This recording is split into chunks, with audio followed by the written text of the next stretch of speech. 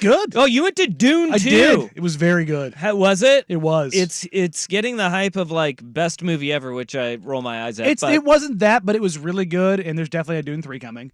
Oh, neat. You saw the first one, right? Yes. It ended at a very inopportune spot. It just like crashed at the end. It was like, bah! It was, like I get doing like there's more. There's more here. Where'd the more go? And like Star Wars always did it right, where like there was a finality to the movie, even if you knew there's more coming. That's true. The first Dune, it just seemed to like just crash into a wall. It's like, and this had much more of a okay. I see what's happening next, but we also have a conclusion point that makes it a lot more sense here. I saw folks that were like, I couldn't leave the theater. It stunned me when I was watching it. Like you were looking at social media and you were like, what did this movie do to people? Like, what is going on? And on that, I will always be like, that is where the internet hype loses me. 100%. I think a lot of it has to do I get with lost in that. The lore, because it's existing IP. You know what I mean? So you have the fans of like the book. Yeah. And from what I understand, like I read it, God, 20 years ago, but I feel like it's staying mostly true to that. There's a few different changes that I can remember. The people that are like obscene about it are very much locked in. I took a picture at the movie that some people thought was a little weird. No, it was weird. I saw this. Feet finder. I saw this. Yeah. You were taking feet pics. Feet check. I did it because trying to explain that situation Mm-hmm. was not going to work without the photo evidence, because it wasn't just somebody taking off their shoes in the movie theater. Okay, you need to explain exactly what happened before you go into your defense.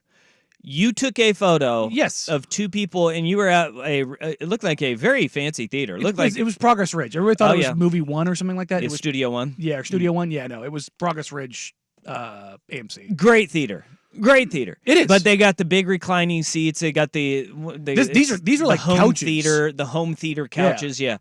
And you took a photo of two people who had taken their shoes off and propped up their socked feetsies right there on the ottoman in front of their Right next to us. love seat.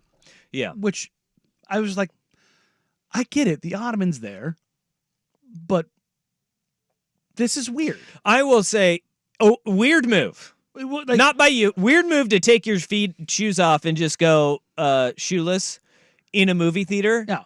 It is very odd and bizarre because you don't know what's been on there. And it wasn't like they were barefoot, though. No, again, they had socks socks on. on. But again, I took the pictures because it wasn't a regular movie theater. Yeah. It looks like a house kind of a deal, and it's supposed to be comfortable. And I still was like, I looked at my wife and I was like, is this weird? Like, this feels a little weird. Okay. All of it is weird. All of it is weird. And then you taking the feet pics, though, and posting them on the internet. One thing you didn't do is you did not make it so anybody could notice. No, who it purposefully, I actually did not was. want their Yeah. faces in it. Yeah. Nothing which like is, that. Which Yeah. is good on you. No, good no. on you. But I find that a very weird move to just be like, you know what? Shoes off. Here we go. That was the shock, and I was like, I wanted to see is like, am I the crazy one here? Well, yeah. For but taking the photo, For taking the yes. photo and then Yes. putting it on the internet. Okay. Do you know how many But people were excited to see that photo that you placed? Oh, yeah. You probably have new followers Yeah, you that do. you didn't know about. You're It's a- diving into an underworld. Oh, it's a whole new subset of Danny followers. If you thought Blazer Twitter was weird, wait till you get to Foot Twitter, dude. I mean, Rex Ryan's cool. So Rex Ryan is cool, but look, there's an outlier in every equation here, and I think we may see that you may be the outlier of posting these foot pics. Maybe it's an extra source of income for you. I don't know. You can monetize it. I could be like the aggregator of feet pics.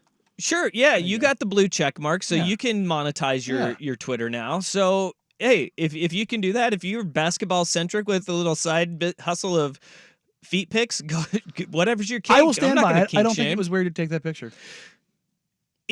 Okay, but here is where I was a little perplexed on. You thought it was weird because when you go on a flight, I'm either Crocs or flip flops. Which is basically the same thing. I understand. It's basically the understand. same thing. I understand. I just, But that's where that's but I don't put my feet up. Yeah, but there was actually a place for them to put the feet up. The people that, if you take your shoes off and put your feet up on a plane on the seat behind you or across the aisle, you are a monster. Yeah. And you need to be stopped. Yes. And that's something we both agree. I on. agree. Yes, wholeheartedly. You cannot do that. You can't take your shoes off in a plane? That is weird. Yes. Why that's is it weird if a bunch of people do it? There's a lot of weird people in this world, Will. Honestly, right now, you know what it feels like smell right your now? funk. Well, Just keep your shoes on. What if I just took a shower and my shoes and my feet don't smell? Why do you have to It take your sounds shoes to off? me like you're trying to victim blame the people who are taking their shoes off. What are they victims of? Your ire, you weirdo. You're out here. So you feet take your finder. you take your shoes off on a plane? Yeah, sometimes. Okay, why? It's more comfortable that way. There are very few things for me where I can be comfortable in a plane. Now, I'm large. I'm much smaller weight-wise, but I'm still super tall. I'd like to have my feetsies out. okay, Socks on, not a weirdo. but that is super. If you go barefoot, that is super. No, a serial killer. That is super weird. Yeah. But if you're just gonna tuck them under the seat in front of you, Where nobody else has to deal with them. yeah, Yeah, whatever. that's what I do. Yeah. Whatever. What's the But difference between if you that got, and wearing slides? Because you're opening it up to the people with the foot funk to go ahead and think that that's an acceptable thing as well. Well, no, then they should be shamed for not showering. But people who don't Well, shower or hold do on. not shower well enough, Hold they on. do get properly shamed in society. Foot funk. Comes for all. It It does not discriminate. Yeah, you can shower and you can still have the foot funk. Not I mean, if you wash properly. We know this is just true. Some people Oh yeah, have, no. yeah, Some people just do. some people get athlete's Yeah. foot. I mean, that's like, I'm sorry, those people, that sucks for you. You should pee on your feet in the shower. Apparently, I've heard that works. I do that, and I've never gotten foot funk. Well, there you go. So you're putting your pee feet No, out there I for everybody soap to it take after. in. I soap it after. But to put them It's a process. up, putting feet up on chairs is just weird behavior. Have you seen the people like? I never see dudes do this because I don't think we bend that way. But that they'll like put their feet and they'll basically like do a V up and just sit in their seat and have their yeah. feet on the chair in front of them. Yes.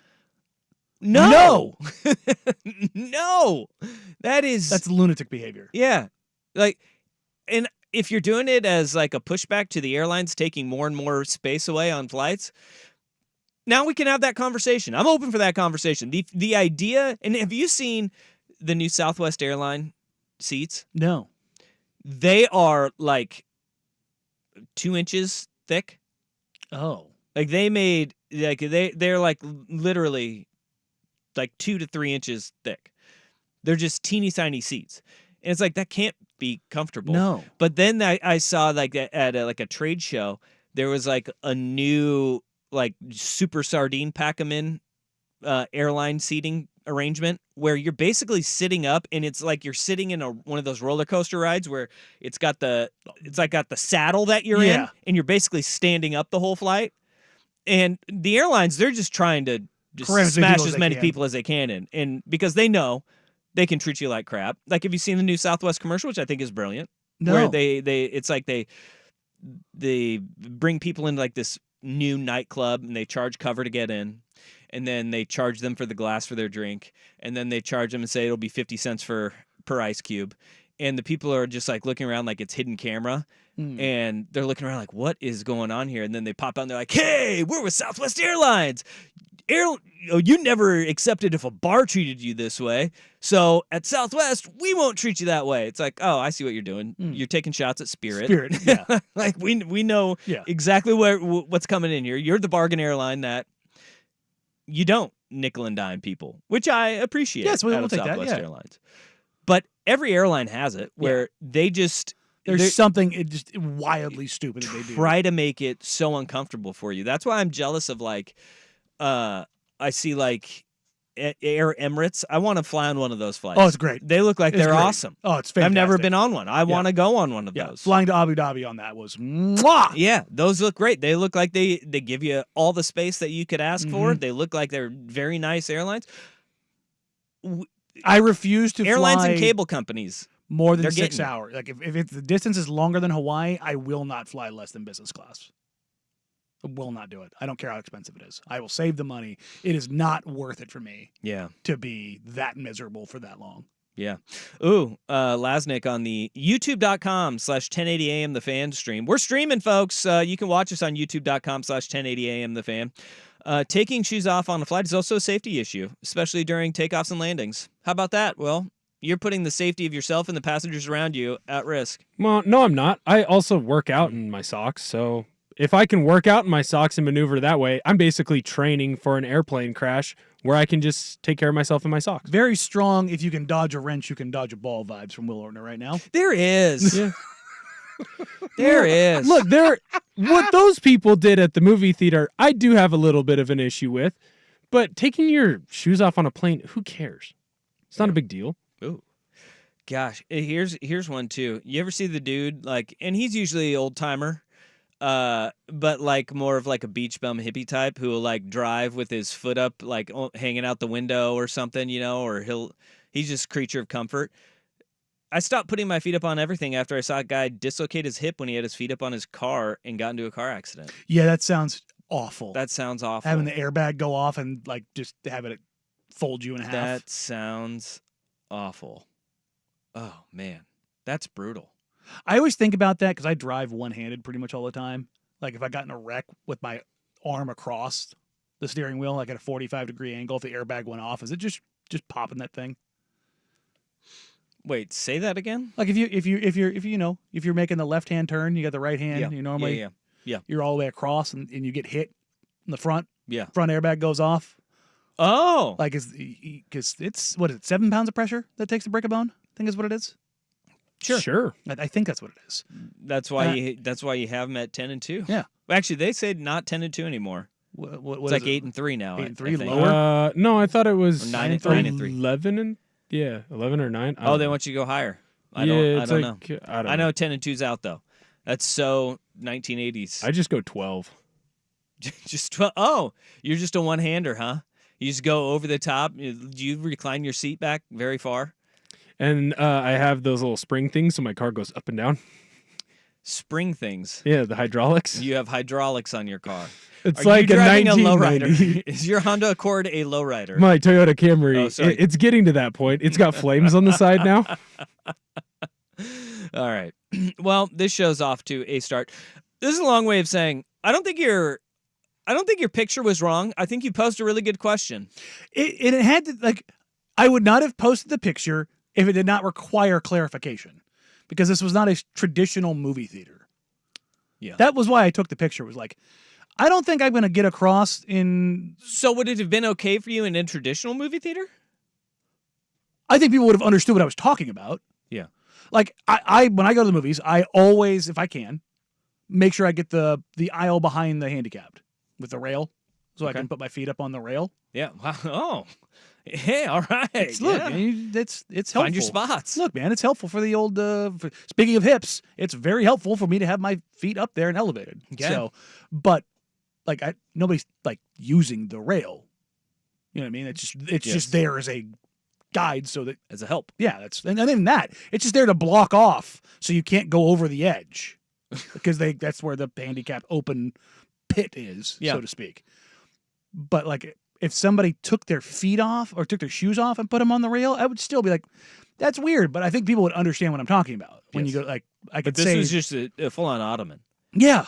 Yeah. And I think if I said an ottoman in a movie theater, people would be like, wait, what the hell is he talking about? Yeah, the picture it painted it gave us what you were talking Right. about there. And yes, I think it's weird. Okay. I also think it's weird you're taking feet pics of strangers. Unless you plan to sell them, then good for you. You're a businessman. Yeah, I mean, I would say that you should probably get somebody's permission before. Do you just need posting. that? I think you do. I think you do.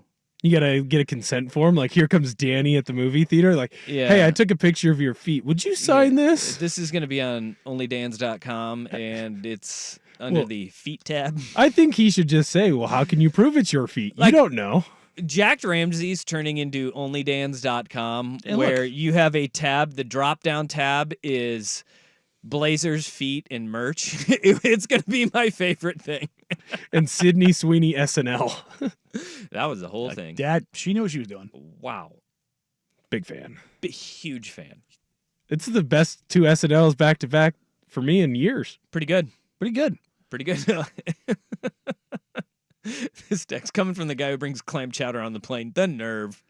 The nerve. Not me. That's not you. You're not clam No, chowder I'm guy. not clam chowder But guy. you're I okay brought with stinky food, yeah, you look. are you've defended stinky food I on would- plane. I Not will clam not. chowder though. I will not bring seafood on a plane. I'm not a monster. Yeah, you won't do that. You won't do that. You would never. Stinky food.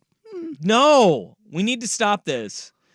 I may or may not have brought in curry on. Before. Look, I feel like I need to be on some sort of committee to fix the airline industry. We need more space. Transportation czar. We need a no shirt, no shoes, no flying. No service. Yeah. Yeah. We need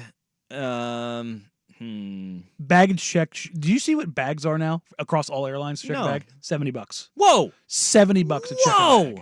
Whoa. Really? I have a general understanding of what the prices are of airline fuel, like the rates that they get, Yeah. and it ain't $70 worth of bags. I can tell you that. The margins are wild. That is crazy. Yeah.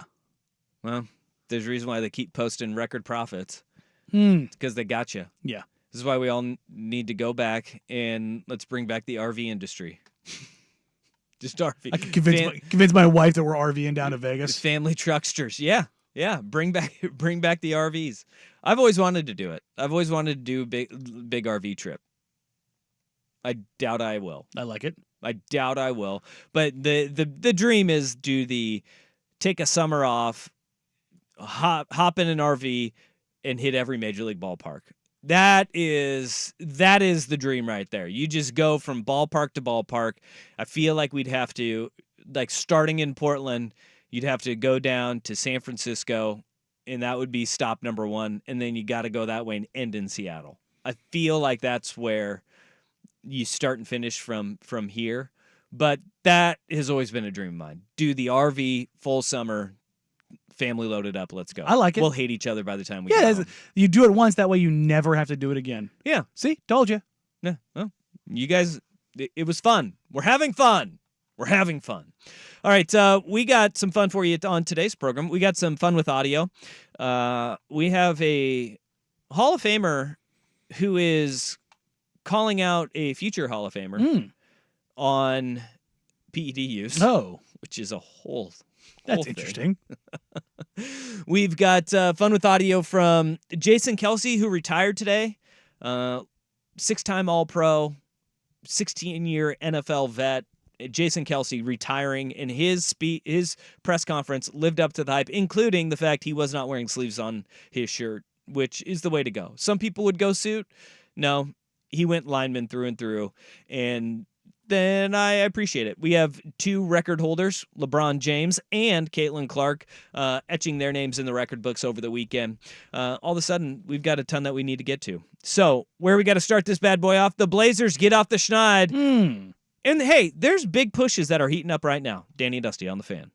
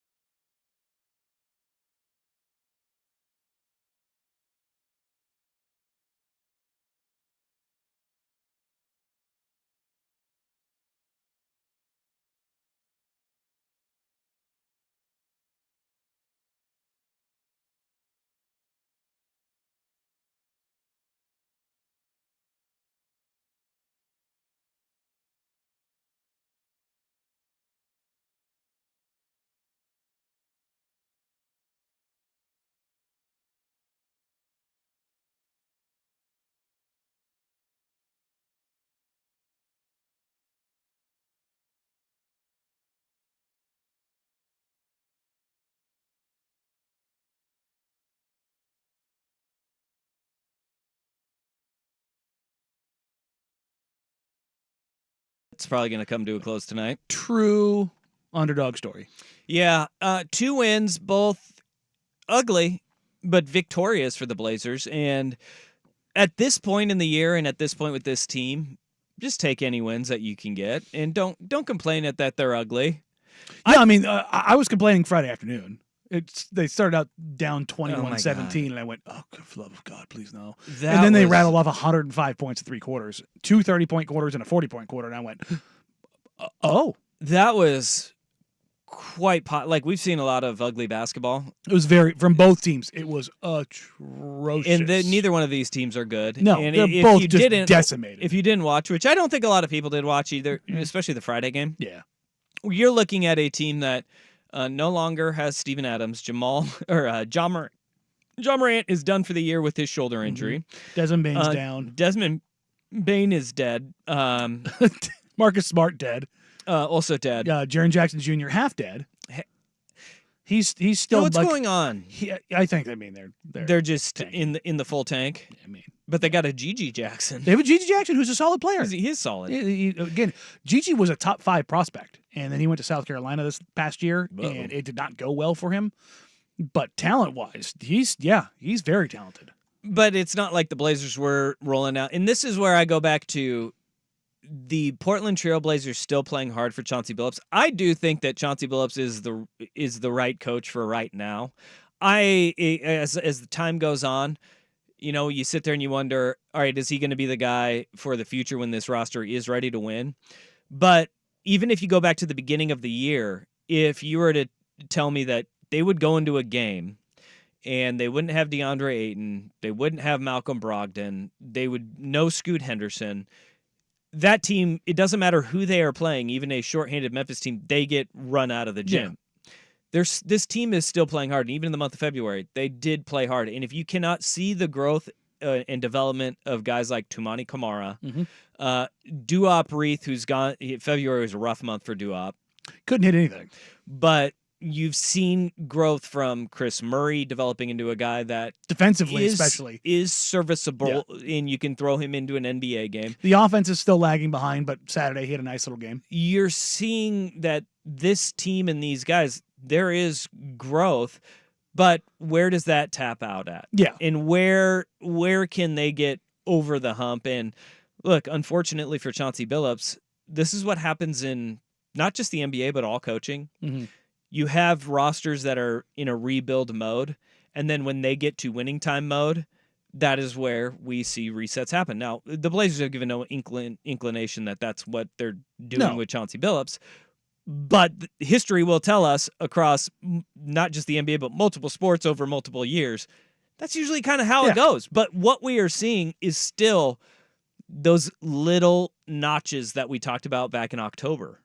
Little notches of growth. And that's the interesting thing really right now is that they haven't flipped the tank switch, and they may not.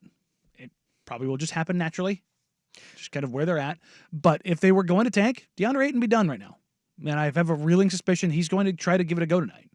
Would it be considered a tank if kind of what we have seen happen with this roster is as it's almost like staggered, where like, one, don't come back unless you're 100% healthy. Yeah, like Malcolm Brogdon's not coming back unless he's 100%.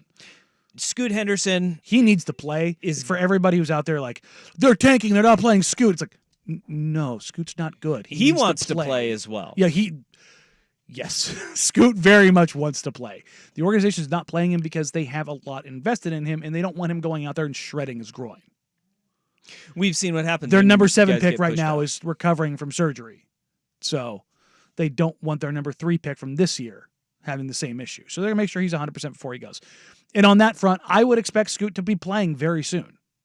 Okay. That's, from what I understand, he'll resume some on-court stuff here, and then he'll ramp up and be ready to go. And I would imagine he'll be on minutes restriction until things get back. And as it pertains to Shaedon wants to play, and organizationally, I think they're going to try and play him like the final 5-7 games of the season. Which would be good. It's part of that surgical process that comes from that groin procedure that they had, Dame, Nas, all those guys, is you have to kind of fight through it. You have to get through some scar tissue and get through some uncomfortable parts of it. And they'd rather have him do it at the end of the season so that he can work on stuff this summer as opposed to trying to work through it all this summer Yep. and then have to kind of chill. So, Well, 2 wins was good. 2 Yeah. wins was good. Still eyeing that under. They're 11 wins away from ruining a lot of bets. and 20 or no, 12 wins away from ruining a lot of bets. 11 from safety for those. so they would need to go betting. 12 and 13. They have not done that in 2 years. Yeah. They have So- not. They have not been 500 basketball team. And if you do have the Blazers in the under, I believe the Blazers still have a top 3 toughest schedule in the NBA remaining. Yeah, the Memphis part of that was like the only soft Ooh. part of the schedule, They've dropped down to 4. They've dropped down to 4th. which is interesting because Yeah. they just played a very bad team twice. They It really should did. get harder now. Yeah, they've got they may actually drop down even further after tonight. Because one of their toughest opponents is the Minnesota Timberwolves, who they do play tonight. They've got 2 remaining with Boston, 1 with the Thunder, 1 with the Nuggets, 2 with the Clippers, and 1 with the New York Knickerbockers. Yeah, those are tough games. Although the Knicks, depending on when that is, they're hanging on by a thread right now with Brunson going down. Yeah.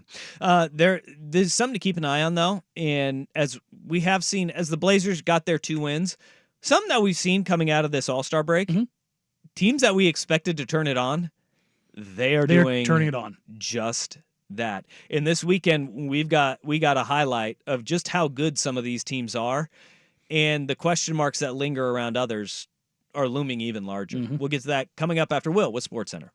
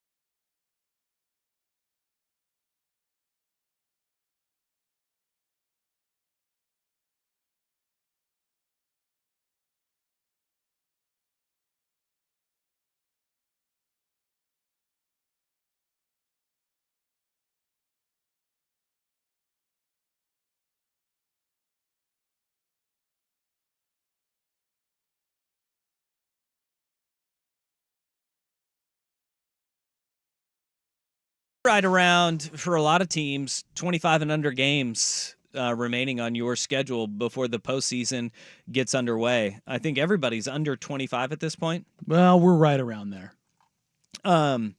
But there's some teams that we thought would start turning it on, and they absolutely 100% have.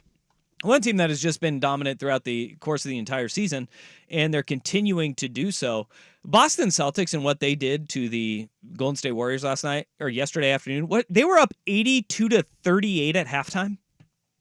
At halftime, They hit 10 threes in the first quarter. Holy bejeebers! Yeah. Well, that's what happens when, and this is, God bless Draymond Green for just being an utter distraction at all times. But he goes on his podcast like after the game, and he ends up saying like 15 minutes before the tip, they ended up revealing their defensive game plan, which was allow Jaylen Brown to have all the open threes, and he just killed him. He just killed him on it. But the Boston Celtics have continued to just be on this torrid pace. They've won 11 in a row going back to before the All-Star break happened. But post All-Star break, we're seeing teams that are getting right and continuing to play at a really high level. And one of those teams, the Milwaukee Bucks, have not lost since the All-Star break.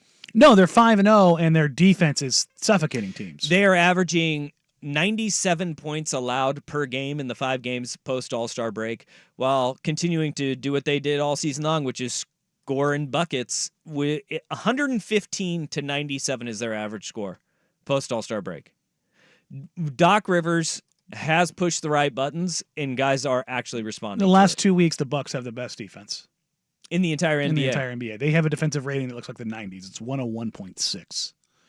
Okay, so the best defense in the league right now is Minnesota at 108.1, which is insanely good in this offense-heavy era. So to be at 101 over the last 2 weeks is bonkers. The next closest is Minnesota at 104.6. So yeah, Minnesota is everybody's like, well, Doc's getting him to play hard. It's not that. They're just not doing dumb things anymore, like bringing Brook Lopez above the free throw line. They're letting the 7'1" caveman stay at the rim. They're switching things up top so that they aren't consistently put on 4-on-3s and asking Brook Lopez to cover somebody in space, or to have Damian Lillard be the low man on the weak side, who's having a 6'2" guard coming over to help on the weak side. Not a lot of help. Not a lot. So they just simplified things and said, hey, personnel-wise, we're going to go ahead and use this dude whose nickname is the Freak to disrupt a lot of things, and then we're going to have this 7'1" dude behind him blow things up behind that, and everything else, just don't screw it up. What I also find rather interesting, too, is in this stretch, you're seeing the trend that everybody was kind of keeping an eye on, their backcourt of Damian Lillard and Malik Beasley, pairing them up together. It's going as down. They have gone on this 5-game run. Malik Beasley's gone from averaging over 30 minutes a game to, when you look at it, the last 3, 26, 28, 28 minutes. Going down just a little bit. It's creeping down ever so slightly, because that's what they need. You cannot have 2 liabilities in the backcourt. It's about winning time, and that's kind of figuring that out. I don't think they're going to pull the plug, though. I don't think they're going to make Malik not the starter. He's going to get the Noah Vonleh treatment one way or the other. He's starting. What is going to be really interesting is you've been taking teams behind the woodshed lately. When those games get tight, are those numbers even further, even down? More down than what they are. The defense is saving that and not having to expose that. But I bet you if you put a gun to Doc's head, he would rather go through that right now, go through some struggles, so that they can have that conversation with Malik and the team, and kind of go through how that's actually going to go, which I'm sure he's already had it. But having it actually happen. Klay Thompson, perfect example, being moved to the bench. He pisses and moans and screams and cusses out his assistants, blah, blah, blah, blah. Goes out and has a good game. And then he says publicly, I said some things to them I shouldn't have said, and I went out and apologized. You're dealing with guys, everyone's like, well, Malik Beasley shouldn't have an ego. He's an NBA player, ladies and gentlemen. That ego is sky high. All of their egos. That's how you get there. Yeah. Even the nicest, everyone's like, oh, Steph Curry, he's an egoless superstar. That man's ego could fill an entire arena. And I'm not saying that as a degrading manner, but you have to deal with that. And a lot of times those egos, they will just gloss over everything until something doesn't go their way, which in this case would be his minutes getting cut. Yeah. And he's going to go in there and be like, what the hell is this? And if you can have that happen during the regular season, it's a lot easier to solve than trying to solve it in a 7-game series. Well, then you can also point to 5 straight wins in a row, and you can say, I think we know what we're doing right now. I'll give you an exact example of an ego getting hit and it being destructive here in Portland. 2019 Portland Trailblazers against the Denver Nuggets. Yusuf Nurkic was sold a bill of goods of, you're going to single cover Jokic and we're going to stay home on everybody else. Nurk got embarrassed because that's what Jokic does. He embarrasses everybody. But it indiscriminately. It hurt his ego.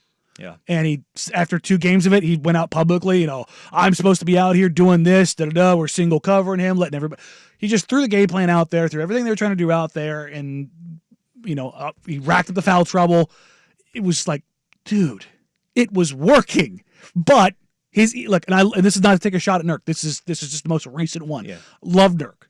Nurk has been playing out of his gourd. 30 freaking rebounds. 31 rebounds last night. I think I looked at it. Nurk and Phoenix still lost.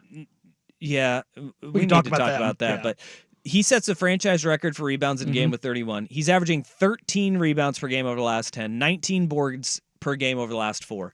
He's had a 30 Gobbling. and a 20 rebound games in the last 4 games. Look, Nurk's rebounding has never been the issue. but It's that finishing. sensitivity. That has always been the bugaboo with him, and can they lean on him and rely on him? And that's true of a lot of pros in the league. It just No is. doubt. That's they just aren't. Bigs are often expected to be the ones to sacrifice.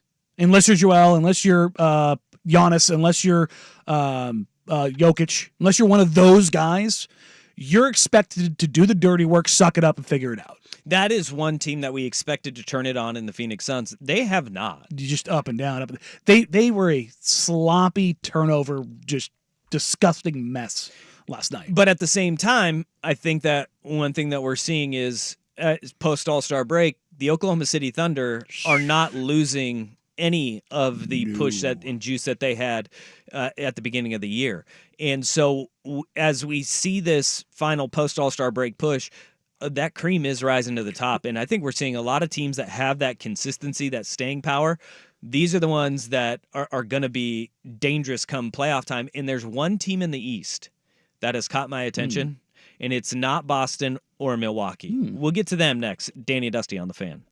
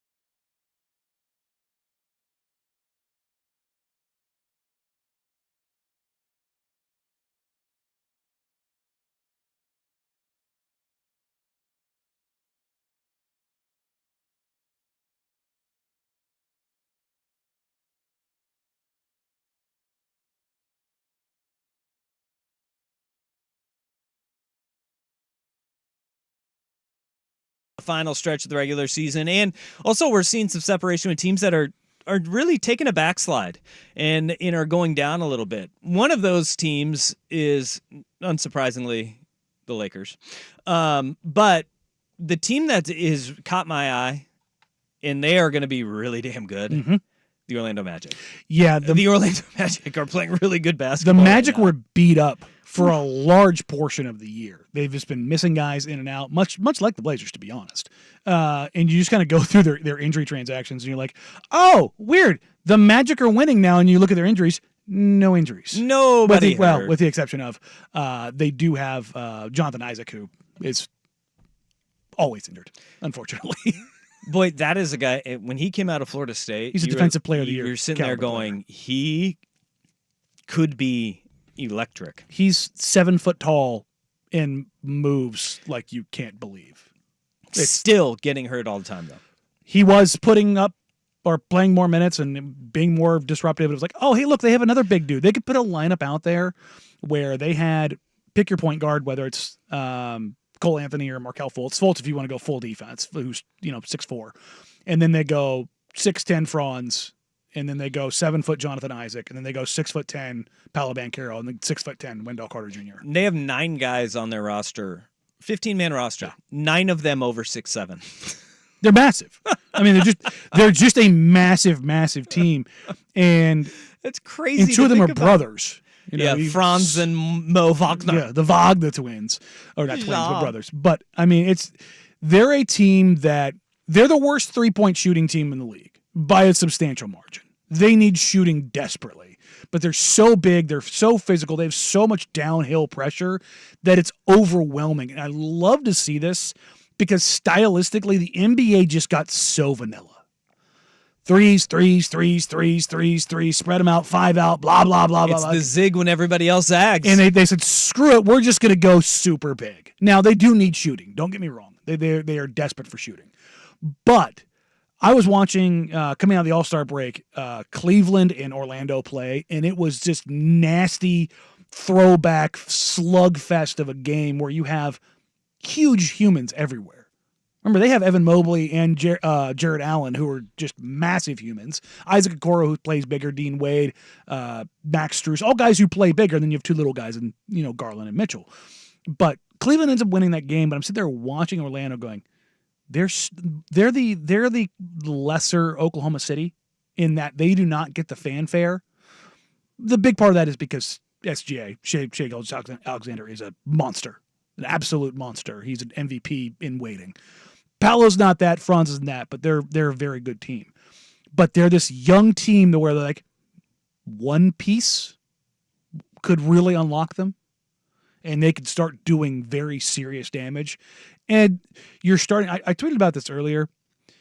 The fact that more people aren't talking about the Orlandos and the OKCs of the world, and that a national podcast opened up their show today talking about the 9th and 10th place teams in the West. The Warriors and Lakers. Warriors and Lakers. It shows the you ones. just how terribly NBA media is right now. And we should be talking about Orlando. We should be talking about Tyrese Halliburton before his hamstring went. Like, those stories should carry a lot more of a narrative than they do. Orlando was sitting at 9th pre-All-Star break. And they're just beat up. They could be hosting a first-round series by the end of actually, I anticipate them because the teams they need to jump are the Knicks and the 76ers. Both teams are sliding due to injuries. 2 games back of New York. The Knicks are holding on for dear life. 1 game back of New York. Did you see what happened to Brunson? Yes. Like, non-contact. They called it a knee contusion, which X-rays came back negative, but let's go those and are see MRIs. Yeah, it's good to see that MRI because how do you get a contusion when there's no contact? I love watching him play. Oh, his footwork's incredible. What we are seeing now in the NBA with the Lakers and the Warriors taking that step back and not being teams that are title contenders right now, they just aren't. We have such a high number of exciting players in the NBA that need to really kind of get that push and get that love. Jalen Brunson is one of them. Watching the entire Orlando Magic operate in a world that you just described as it's different than what anybody else is doing in the NBA. Yeah. You have the Minnesota Timberwolves and Who are running two giants. two giants with Ant Edwards Mm-hmm. who can literally hell. do everything. Three giants because Jaden McDaniels is 6'10". You have the Boston Celtics are just doing what they normally do. Like Which this is is them in the regular great season, regular season. which is great. But you have finally the super team in Milwaukee that everybody thought was going to hit the ground running All of a is sudden, catching their yeah. stride at the back half of this season. There's so much good basketball to be played, and same can be said for the Denver Nuggets too. We haven't talked about Denver Nuggets. They've won 6 in a row. Just ho hum. Here they come Beating again. the brakes off people quietly. Here they come again, and just the reigning NBA champions are really damn good at basketball, and so are the Clippers. Are going to be the interesting one. When does age? It does age. They've catch up with struggled them. here a little bit coming out of the break. Westbrook? Yeah. I mean, he accepted the bench role, but his variance is killing them. There's too many 1 for 8, 1 for 9 games. They just pop. He just shoots too much. Well, and you don't have to. You don't have to defend him, and he got hurt with a left hand fracture.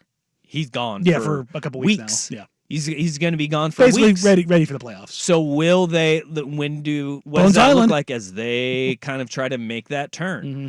You know, there's a lot of really good storylines, and they don't involve Steph. They don't really involve LeBron because those two teams they're going to be safe for a play-in. But that's really where you're capping them at right now. I mean, they could get into the 4 playing teams in the West are Phoenix, Dallas, Golden State, and LA. The viewership for the play-in is going to be through the roof. Well, here's the insane thing. Here's your top 10 teams based on point differential. And I think Phoenix actually plays their way out of that. But if it started today, that's what it would be. Point differential, which is like the last 5 games, right? Post All-Star break. Boston, Milwaukee, Denver, OKC, Orlando, New Orleans, Miami, Minnesota, Toronto, and Atlanta. Toronto and Atlanta are kind of a weird one there. But, that list sounds like the competitors. Boston, Milwaukee, Denver, OKC, Orlando. Like, those are contending teams, yeah. yeah, you're like, I mean, the Orlando's got a spicy one. New Orleans is a bit of a spicy one, but Miami, Minnesota, like, yeah, you're seeing these teams kind of round into shape, and you're seeing Golden State and Cleveland have been struggling a little bit. Sacramento's been struggling. Clippers have been struggling. Like, Phoenix has been struggling. How teams figure stuff out down the stretch is going to be really interesting because, yes, the first half of the season matters, but a lot of the playoff, it's about being right at the right times. And as good as the Knicks were to start this season, still waiting on Mitchell Robinson to come back. You're still waiting on OG Anunoby to come back. You're waiting now on Jalen Brunson. Hopefully he doesn't have a torn ACL or a torn meniscus because he literally he was hurt in midair with no contact. Not good. He reached for his knee in midair with no contact. That's usually not a great sign. I know you hate their fan base. Miami's pretty damn good. Oh no, the break too. yeah, no, I've had zero beef with Miami as a team. They're fantastic. Right. They're getting right now as well. No, I mean they're doing what Miami does. Yeah, there's an incredibly well-run organization that this is what they do down the stretch. Whoa, Nelly. All right. 503-864-6326. That's a Vancouver Ford text line. Your dollar goes further at Vancouver Ford. They treat you right before, during, and after the sale. Visit them online at VancouverFord.com. We'll have more NBA coming up as the show goes on, but the NFL Combine is actually wrapping up today. Do we know that? You know it's wrapping up today. Specialists are on the field today. Yeah. Get your punters and kickers report, baby. And your snappers too. Cool. Yeah. But the NFL Combine actually wrapped up yesterday. Yeah. Yesterday. And some incredible performances and guys rising up draft boards that it's a tale as old as time. Fall in love with the winner. Next on The Fan.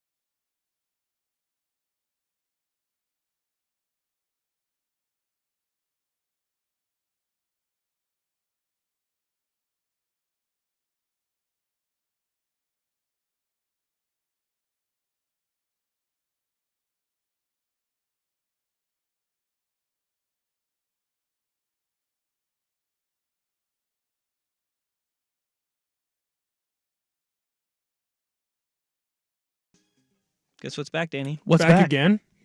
Shady's back. No. I had to do it when he said that. No, the best basketball party is back. George McCoy at Warren Allen Attorneys at Law presents Fan Madness Thursday and Friday, March 21st and 22nd from noon until 7 p.m. each day. There's no better place to watch the opening rounds of the tournament at the Stadium Sports Bar, home of A&A's Sportsbook.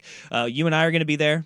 Isaac and Suk are going to be there. We're broadcasting live from the Sportsbook. It is awesome. It is a great time. We did it last year, and it was one of the best days that we've had, well, 2 days that we've had in years at this station. Fan Madness is presented by George McCoy at Warren Allen Attorneys at Law. And missing work, ruining your day? Call George McCoy at warrenallen.com. He'll make them pay. For more information, go to on Fan Madness, go to 1080thefan.com. I'm excited. I get to go this year. It's gonna be a blast. It was electric last year. Ortner was over there losing all his money on bets. It's not true. I won lots of money. I did get yelled at by some lady. Oh, why'd you get yelled at? Remember I said that orange juice makes drinks fancier?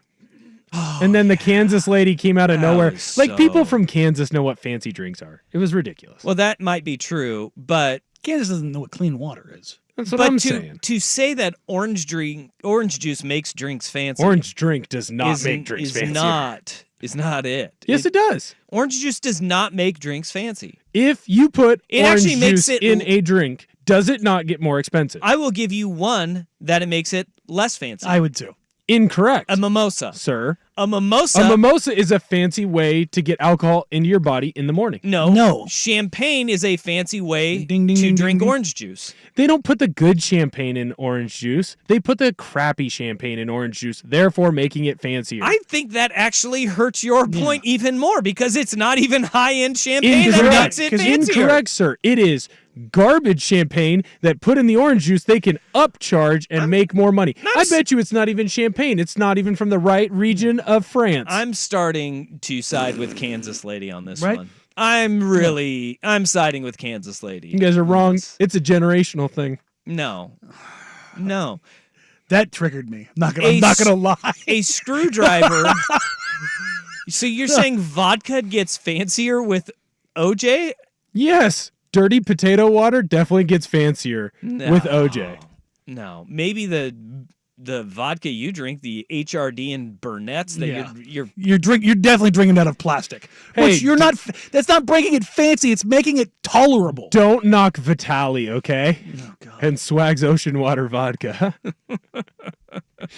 all right. Ugh. Can't believe we went there. But come yell at Will Ortner on his takes on orange juice making drinks fancier. I will not be there, unfortunately. Oh, you're not. No, I have. Look, it's a major All you point of needed to say is contention that in you're my just not gonna family. be there. Well, fine. You don't want to know? I have to go to a wedding. That's why I'm not at a company event. I'm in at a wedding. And in my family, apparently, we schedule weddings during the first weekend of March Madness and in the middle of football season. Dude. That's what we do, apparently. Half of those weddings end in divorces anyways. How often does 16 upset a 1? This is March. Once. No, 3 times. Oh, is that what we're up to two now? Three times. I thought it Yeah. was just 2. UMBC, Oh, Yeah. I forgot. I've always thought. Fairleigh Dickinson. Fairleigh Fairleigh Dickinson, and then we have one in the 80s. No, No? you had a couple had almost, 2? like Princeton almost. I think Fairleigh Dickinson is the Is second. number 2. Yeah. All right. Yeah. And I always have So number UMBC 2. as a 15 seed. Yeah, I don't know why. UMBC. That was the first one. Yeah. And that was the same year that, literally a half hour before that happened, Arizona with DeAndre Ayton lost. Yes. to a 15 seed in a 2-15 matchup. And everybody forgot about it because UMBC knocked off Virginia. They did it that last year, too. That means Purdue's going to win the title this year, right? Because UMBC knocked off Virginia, Yeah, and then yeah. the next year, Virginia won the title. There you go. I bet Purdue would like that. I don't see that Sidebar, happening. you mentioned DeAndre Ayton. He was given a little bit of hell about the Washington State Arizona game. That was a while ago, yeah. But in mentioning that, he brought up the Oregon atmosphere when he came to play, and it was right after the scandal with Yeah.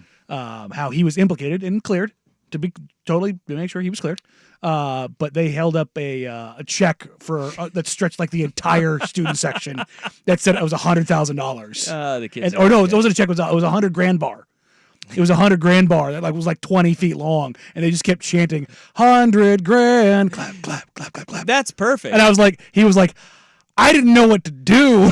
He's like, they were just the whole time. He's like, I didn't even get the money. He's like, that was what sucked. Is like, they're giving me crap, and I didn't even get the money for it. Well, the Cougs, they had another one over the weekend. They knocked off both the LA schools, USC and UCLA. Did you see the tweet that Washington State fired off? No. Oh, buddy. Washington State is winning the internet right now, and they are absolutely going scorched earth, and we need more of it in our life. They put out a tweet that looked like the porn spam, where it said "Hot Cougs in bio" and the hashtag Go Cougs. It was a picture with a picture attached to it, and they finally have deleted it. It was a picture of Sister Jean. And they tagged the Big Ten because they just beat USC and UCLA. I'm going to search this on the work computer. They finally deleted. It was there as of last night, but they finally have deleted it. I just went to go and check on it. They have deleted the tweet, but it said "Hot Cougs in bio," hashtag Go Cougs, and it had a picture of Sister Jean, and then it was a tag of the Big Ten. And if the Cougs are going to go out this way, you have nothing to lose. Just go scorched earth on everybody. And it was both sides of this. Like, people were tweeting, I was rooting for you before this Washington State. I'm not a Loyola fan, but come on, have some damn shame. This post looks like it was made by a 16-year-old intern who spends 20 hours a day on social media. Grow up. Shut and up. then there were a lot of people saying, this is perfect. I love this. Yes, have your fun. I can't believe this got approved, which is true. I mean, they deleted the tweet, but it got to the provost, and they're like, no. Here's the thing with the tweet like that, though. Are people upset because they're actually upset? No. Or just they feel like they should be enraged because it is a little bit lowbrow? But it is a Twitter account run by a college student for a college geared mainly towards the college students that are there. And alumni. I mean, they went that. Yeah. I mean, that's what it was there for. Yes, that's what the account is there for. I'm here for it. And I guarantee you the engagement that got was through the roof, and it was at nobody's expense. Well, Sister Jean was in there. Was it at her expense? No. Okay. It's a compliment. No. They called her attractive. They call her hot coug. They did. Hot Cougs in bio. Hot Cougs in bio. But it looked like straight up like all of the spam that you see. Was it the link in bio with like the little white boxes in between? Yeah, oh, absolutely. Oh, perfect. They nailed it. I mean, it was to a T exactly what you would think. But I can't believe nobody has. Now I'm searching in Twitter like Hot Cougs, and I did it too, and I couldn't get it to pop up. Yeah, somebody had to have screenshotted it somewhere. Yes. But they nailed it. God bless the Washington State Cougars. If you're going down. And you are going to be relegated to playing a hybrid Mountain West WCC schedule for the next couple of years, make everybody pay for it. Do your victory laps, because you won't be able to have these victory laps in the future, if we're being quite honest. So they're taking shots at the Big Ten. They're taking shots at USC and UCLA, and I applaud them for it. No, it's fantastic. And I said this from before the conference completely fell apart. Yeah. The remaining 10 members should direct their hate at USC and UCLA. So that's continuing. Yes, continue to do it. Yeah. All right. If anybody has that screenshot, tweet it to me, because I was going to screenshot it and I forgot, because I was like, there's no way this lasts. But it was up as of last night. I was looking at it, and it's already gone. Dang. Please tweet Hot Cougars to Dusty Era. That's what you're asking for. I am asking for the Hot Cougs tweet to be sent my way. Yep, I am. All right. Hey, let's get to the Combine. Combine wrapped up. We had a lot of local guys, and all of them impressed. We have a new record in the 40-yard dash. We have a new quarterback jumping into the top 10. We got a lot that we need to get to. Danny Dusty on the Fan. Thanks.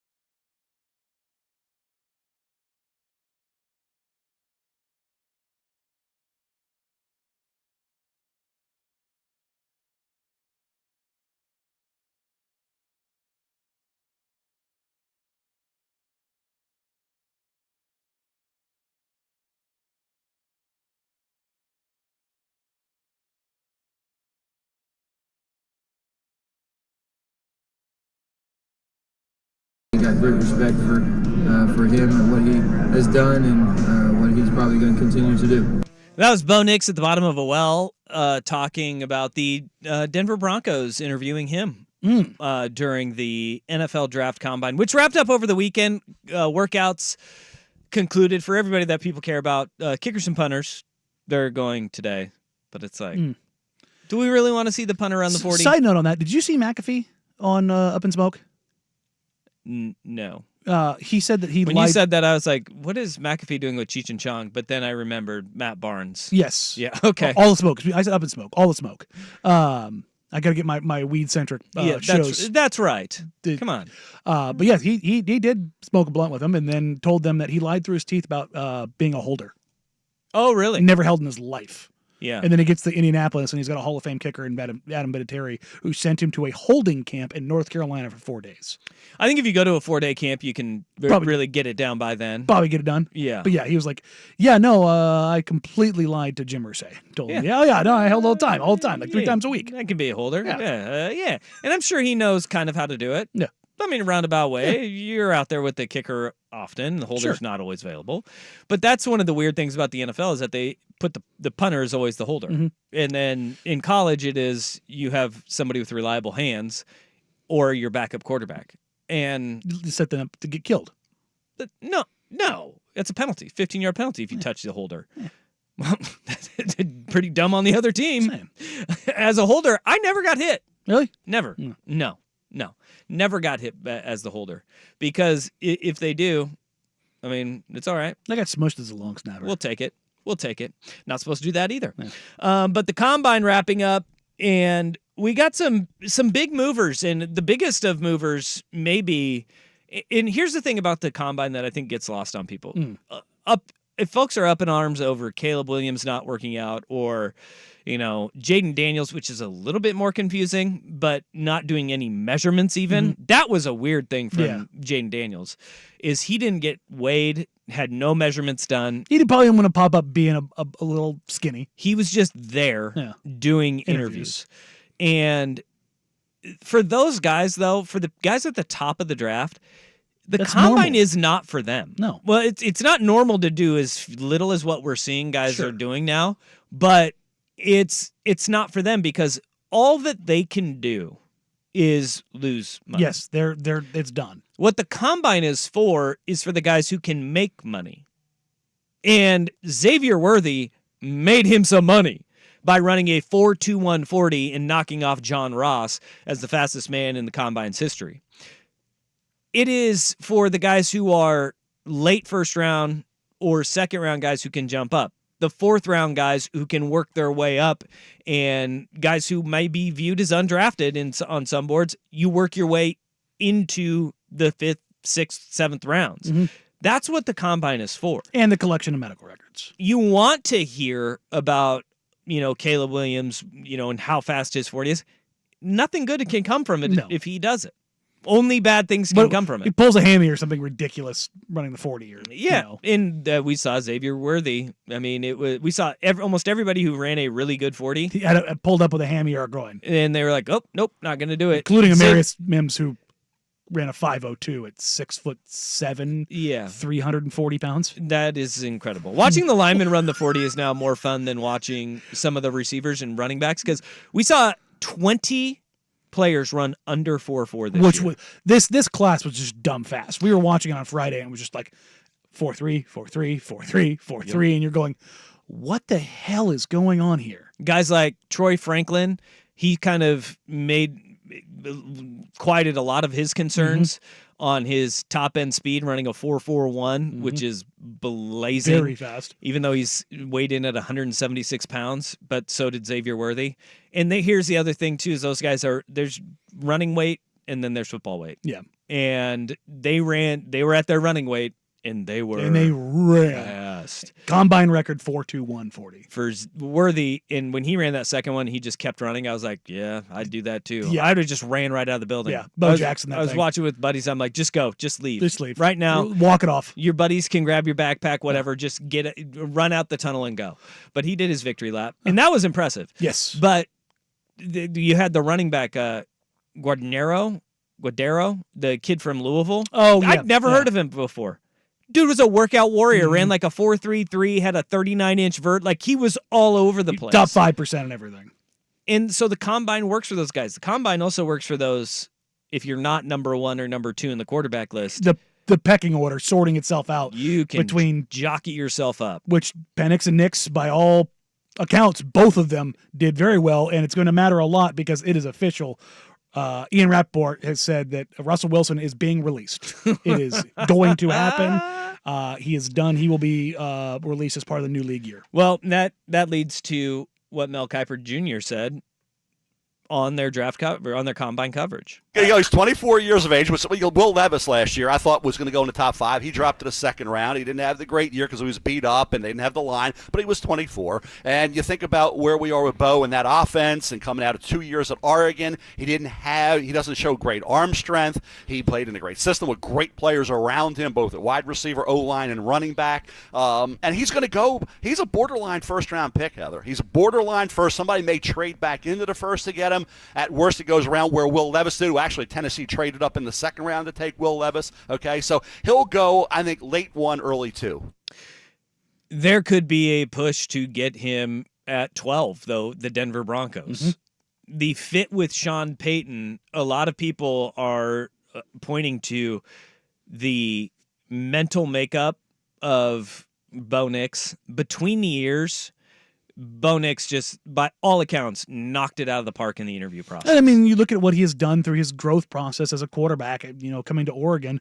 By the time he's leaving, he's seen it all. The correctables with Bo Nix are the ones that Sean Payton probably is a guy that he says, I can fix those. Because it's not Bo's ball placement, it's ball trajectory. Mm-hmm. Like there's 1 ball, 2 ball, and 3 ball. 1 is on a line, 2 is that in between, 3 is the high arcer. Mm-hmm. And a lot of times what the criticisms of Bo Nix have been, and we saw this during the throwing portion on Saturday, it is he'll throw a 2 ball when he's supposed to throw a 1. He'll throw a 3 when he's supposed to throw a 2. And that messes up your timing. Sure. Those are things. But arm strength is not the question.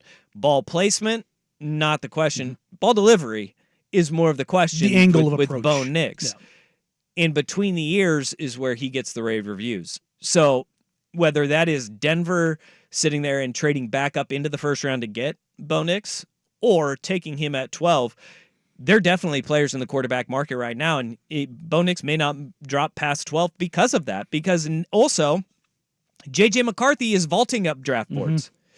Something I don't quite understand what the performance that he had at the combine.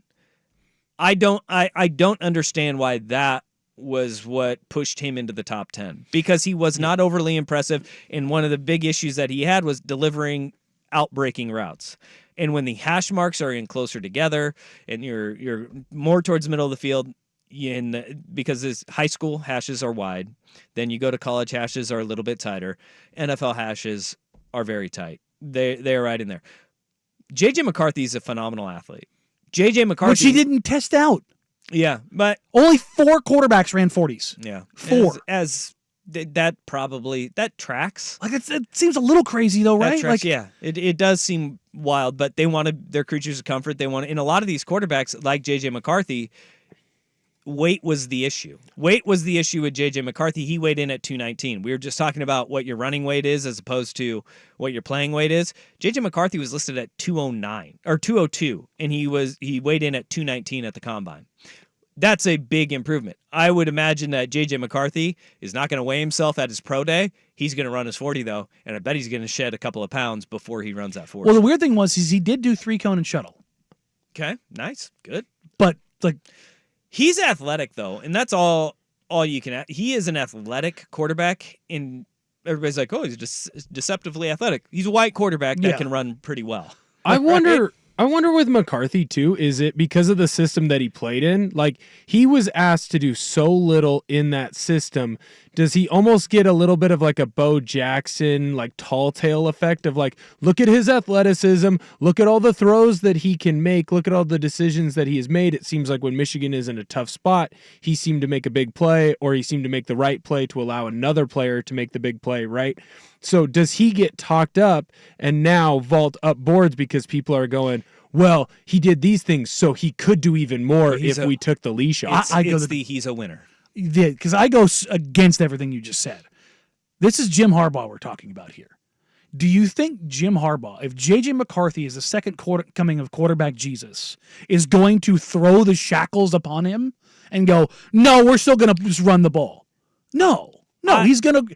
If his quarterback is an absolute dude of dudes, he's going to have him get in the game. The number of times that they had him not throw the ball endlessly. And so I was like, I don't understand how you can skyrocket up the boards having so-so workouts. Like, he didn't do anything to hurt himself, but he didn't do anything to help himself. Jim Harbaugh's football fever dream is to have a offense that just is able to maul you and run the ball absolutely when they need to, at will. Sure.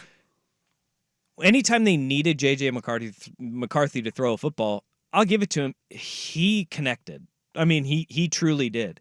And if you look at his attempts, I think we're sitting there and he's like, he didn't throw the ball very much. He threw 330 times this year, And if you look at Andrew Luck in 2010, 372, and 2011, he threw 404 times. J.J. McCarthy had about 332 and then 322 yards, or 332 and 320 attempts in back-to-back years. I mean, there is a pretty big jump to the 400 that Andrew Luck had in 2011, but this is more of that's how Harbaugh operates this way. But also, and it's not like they didn't really put the shackles on him. He threw the ball. He threw the ball 332 times and completed 72% of his passes. Would you want him to throw the ball more and have incompletions? The only team that he threw the ball on with any kind of real regularity, with a success rate that wasn't a bad team, was Alabama. Yeah. That was it. Otherwise, he threw it against Michigan State. He threw it against Iowa. He threw it against East Carolina. Iowa's defense is really good. We can criticize their offense all we want. Their defense is top 5 defense. Sure, but also Cooper DeJean not playing, and also they can't do anything offensively against Michigan, and they're getting thrown off the field. But then he also the most attempts he had all season was against Purdue. Yeah. So you see where he didn't throw like crazy was against the better teams. That they won. Again, the Michigan side of things, where Yeah. it's like, if he thinks he's going to unleash this, Do we just want attempts against good teams? Is that what we're looking for? Because I mean, you can go to the Penn State game and say he did not attempt a pass in the second half of that 7 of game, 8. and they were absolutely dominating. they just ground them into dust. But also, 7 of 8 for what, 60 yards? Yeah. You look at his average depth of throw. You look at his yards per game. You look at even with the attempts, the total yardage, it's not there. Like nothing. There's nothing downfield. There's nothing explosive. And the thing I do worry about is his arm strength and getting the ball to the outside. And you have to do that in the NFL. And he was not accurate. And look, the accuracy issues at the combine, they should not be overblown because these are receivers where you have zero timing with. You do not throw with them. All these guys are trying to match themselves up with their receivers and get it to the outside. But there were a couple of bad throws that he had, but everybody has those bad throws at the combine. So I'm not going to make too much of that. What I do worry about is J.J. McCarthy the guy who can make all of the throws in the NFL? Because we haven't seen that. And I don't look at him and go, yeah, no, he's been tried and tested. You don't? No, I don't. As a quarterback, no. If I'm looking, how many successful quarterbacks are there in the NFL right now where you're like, they weren't asked to do a whole lot in college, but man, in the NFL, they've really gotten it done. Mahomes, the entire offense was built around him. Joe Burrow, the entire offense was built around him. You go down the list, Josh Allen, the entire team was built around him at Wyoming. Go down the list of every single. But that was the knock on Josh Allen. Was accuracy. Well, no, it was against good teams. He was awful. Yeah, but also he was god awful. His accuracy was also atrocious. And like I look at it and I go, I think it's more of what do these guys have between the ears and checking your ego at the door. I mean, McCarthy did that at Michigan, and also he always got his team in the right position. And I think I think that's what a lot of teams are propping up guys like Bo Nix and JJ McCarthy over, is making sure you get your team to the right play. And that isn't always like, because we have a lot of quarterbacks that are like, nope, I'm going to put it on my arm, we're going to wing it. Mm-hmm. But if you sit there and you turn around, you're like, I've got Blake Corum or I've got Bucky Irving next to me, I'm going to get the ball in their hands. And if the right play is there, I'm going to make sure we are in the right play to be successful. And I think that is where, like Tom Brady got knocked because his numbers weren't great. Sure. The whole getting benched for, it wasn't Chad Henne. Who was it? The other Drew Henson? one. Drew Henson. Yeah. Getting benched for Drew Henson. Like everybody's like, who's this clown? Right? But between the ears, that's where he was the separator. I just Vancouver Fort. So I just JJ McCarthy is going to be the greatest quarterback of all time. Yeah, I also that's what wonder. you can get out of that. I also wonder too if like the success of Brock Purdy and other game manager style quarterbacks with the inflated contracts that a lot of big time NFL QBs are getting, if some teams are going, well, we can get a game manager who's going to put us in the right spot, and then we'll build around them with more players. And yeah, we'll have to pay him $20 to $25 million a year, but we can build a better overall team. Maybe that's another way to get to a Super Bowl, as opposed to let's just keep taking big swing after big swing and hope that one of these guys with the gigantic ceiling potential will eventually hit. The pushback number one to that is Purdy attempts 475, 365, 407. Yeah, he threw the ball a lot. Threw the ball all over. They the were freaking down a knee. lot. But again, they put the entire offense on his back, and he showed, for better or worse, what there was a lot of tape on. But him he of also what had his arm Brees was. Hall. Useful in the backfield. They ran the ball. They ran the ball a lot too, and playing from behind is one thing that JJ McCarthy really didn't have to do a lot. It'll juice your numbers, certainly. But from the Vancouver Ford text line, and this is kind of where I ultimately fall on this, JJ McCarthy, I get very strong Mitch Trubisky vibes. Why? It's just, there's just something there. I'm not in. I am terrified of him going 13 I don't to the get Raiders. Trubisky vibes because Mitch Trubisky just didn't play. Like, we have a lot of film on JJ McCarthy and a lot of really good wins. I struggle with the idea that we think that he can push the ball to the boundary in the NFL when that was obviously a concern in college, and now you're going to put him against the best players in the NFL trying to push the ball to the boundary. Yeah, good luck with that. Yeah. All right, coming up next, I don't know. Maybe some people would like this. Maybe some people wouldn't. But what would you do if your mom showed up to work and criticized how you did your job? But first, here's Will with the Sports Center update.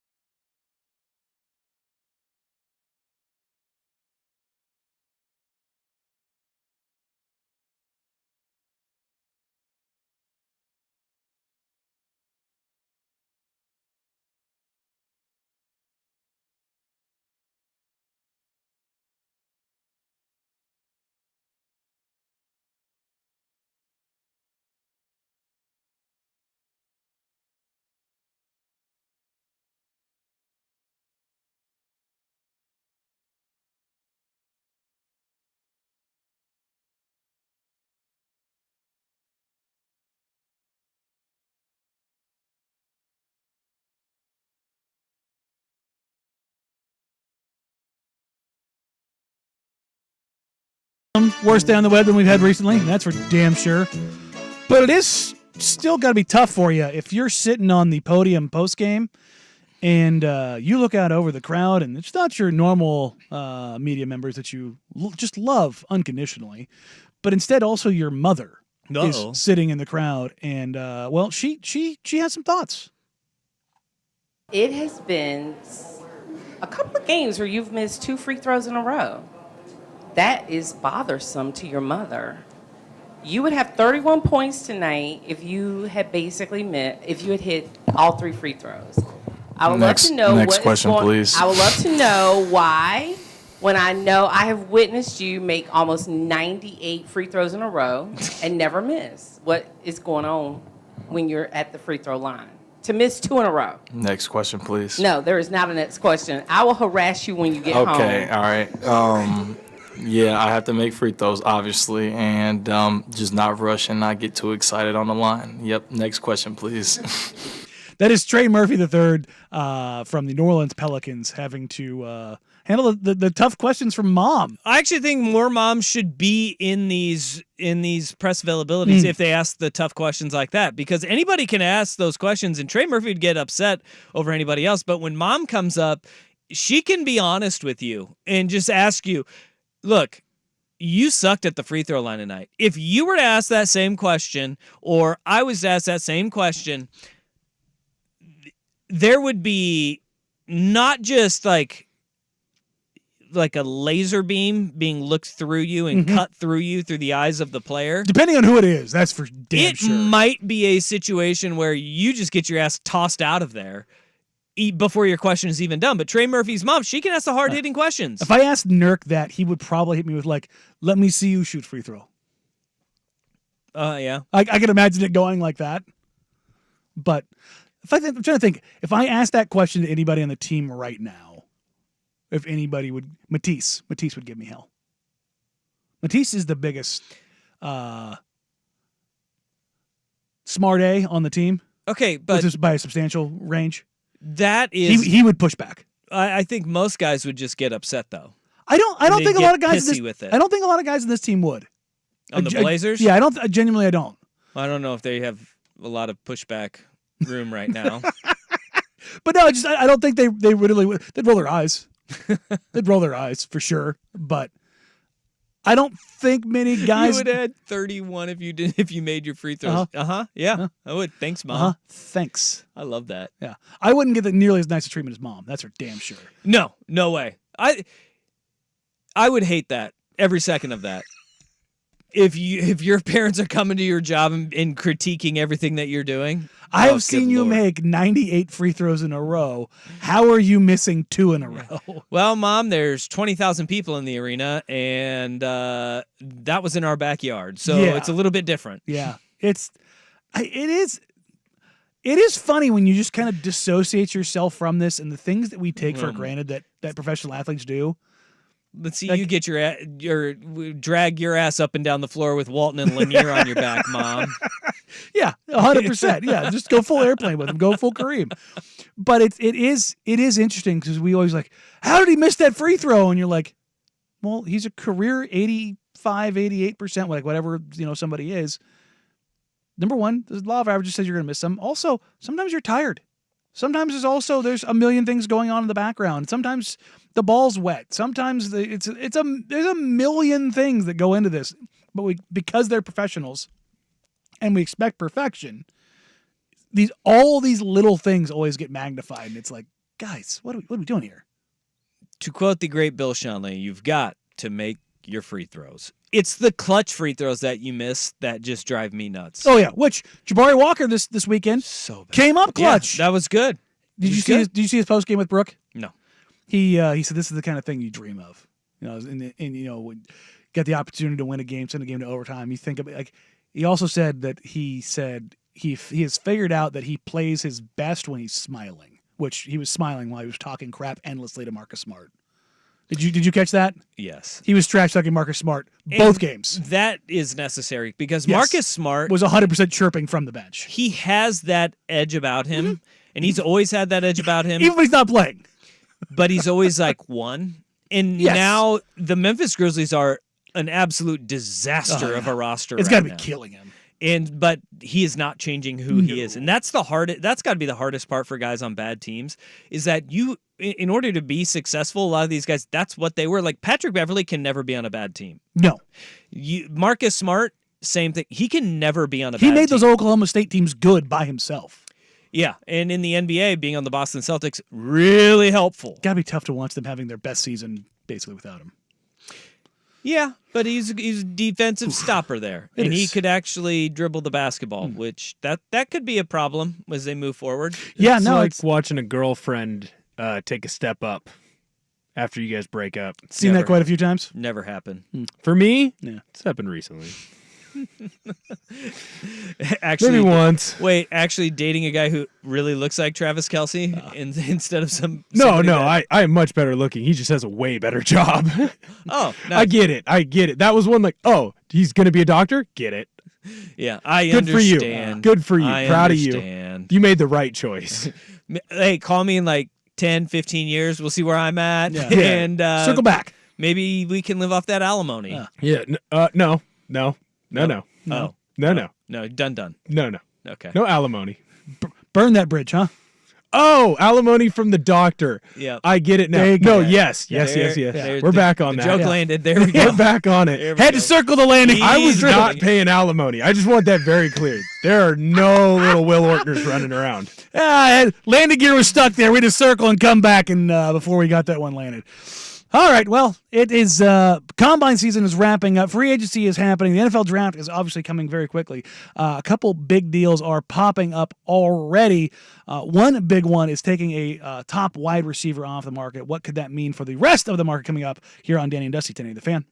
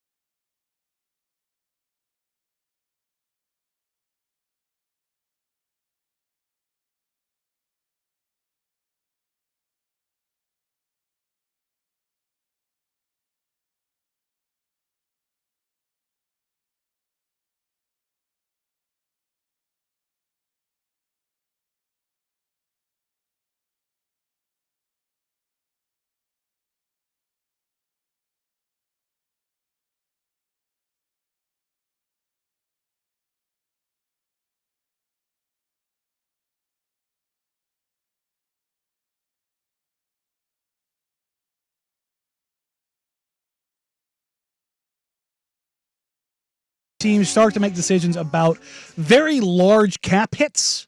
We'll get to Russell Wilson come up here in just a few minutes. But Mike Evans has signed a 2-year massive deal with the Tampa Bay Buccaneers. Yeah, 2 years, $52 million. He'll be averaging, obviously, $26 million a pop to stay in Tampa. I love that. And he's going to be one of the highest paid receivers in the NFL. Which he should be. 31 years old. He's aging, but his production has not dipped. To keep him back, and you want to hold on to Baker Mayfield as well if you're Tampa. I appreciate that there are guys who want to stick it out and ride it out in one place, because Mike Evans could have gotten $26 million from somebody else. From anyone else. I mean, if you look at it, too, if Evans would have been a guy at 31 who went ring chasing, I don't think anybody would have blamed him at that point. We talked about this last week. If you were the Chargers, like sitting there and going, seeing how gauge his interest, spend a little money on Mike Evans, try to get Derrick Henry in on the cheap, and then boom, all of a sudden Jim Harbaugh has got everything that he wants. Use your draft in his picks offense. to backfill the stuff that you need. But Evans staying in Tampa, it's a lot of cash.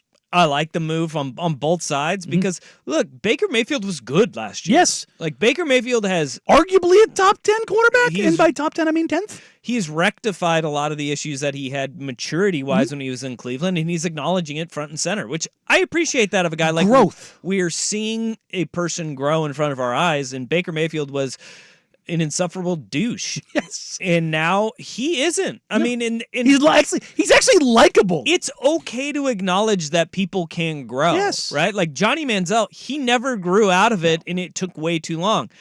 Baker, his ego is probably still through the roof, but he has grown and matured into a professional, and he was damn good for Tampa last year. A genuinely good quarterback, as we've said multiple times now.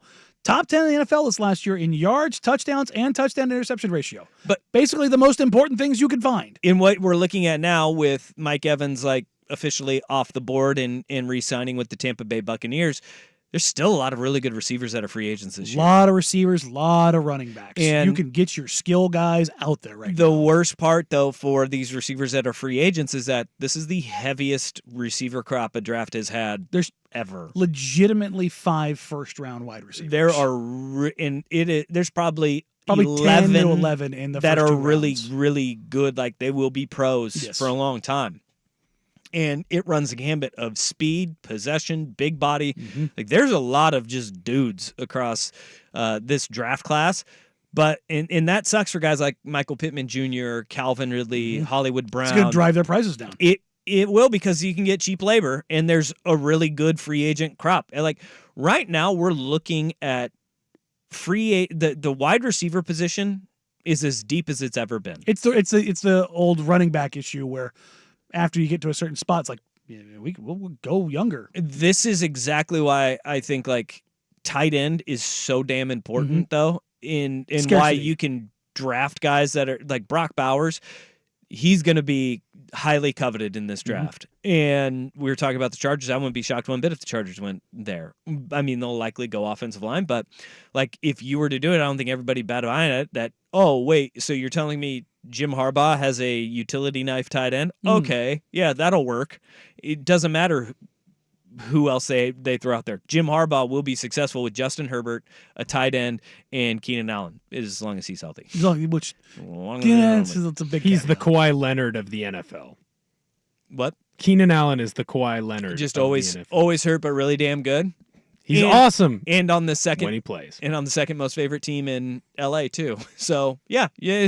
checks all the Yeah, boxes. yeah, I'm there. good at comps, that's man. pretty good. That checks all of the boxes right there, I'm Will. not gonna lie, that's not bad. But this receiver class in the draft, receiver class for free agency, there's going to be a lot of offense is going to improve very quickly this year, and that's why the one thing that you sit there and you go, all right, it's also a really deep offensive line draft, and the big knock always used to be college is not getting guys ready for the NFL on the offensive line.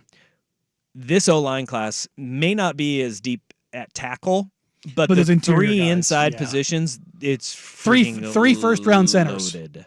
3 It is first-round great centers. It's absolutely nuts. loaded. And there's a reason why this is happening. It's because college for a decade, the NFL was not adapting, and football is all trickle up because what happens is high schools, you got to cut some corners because of your personnel, and then colleges kind of piggyback off of that. They expand it, they develop it, and then eventually things get up to the NFL.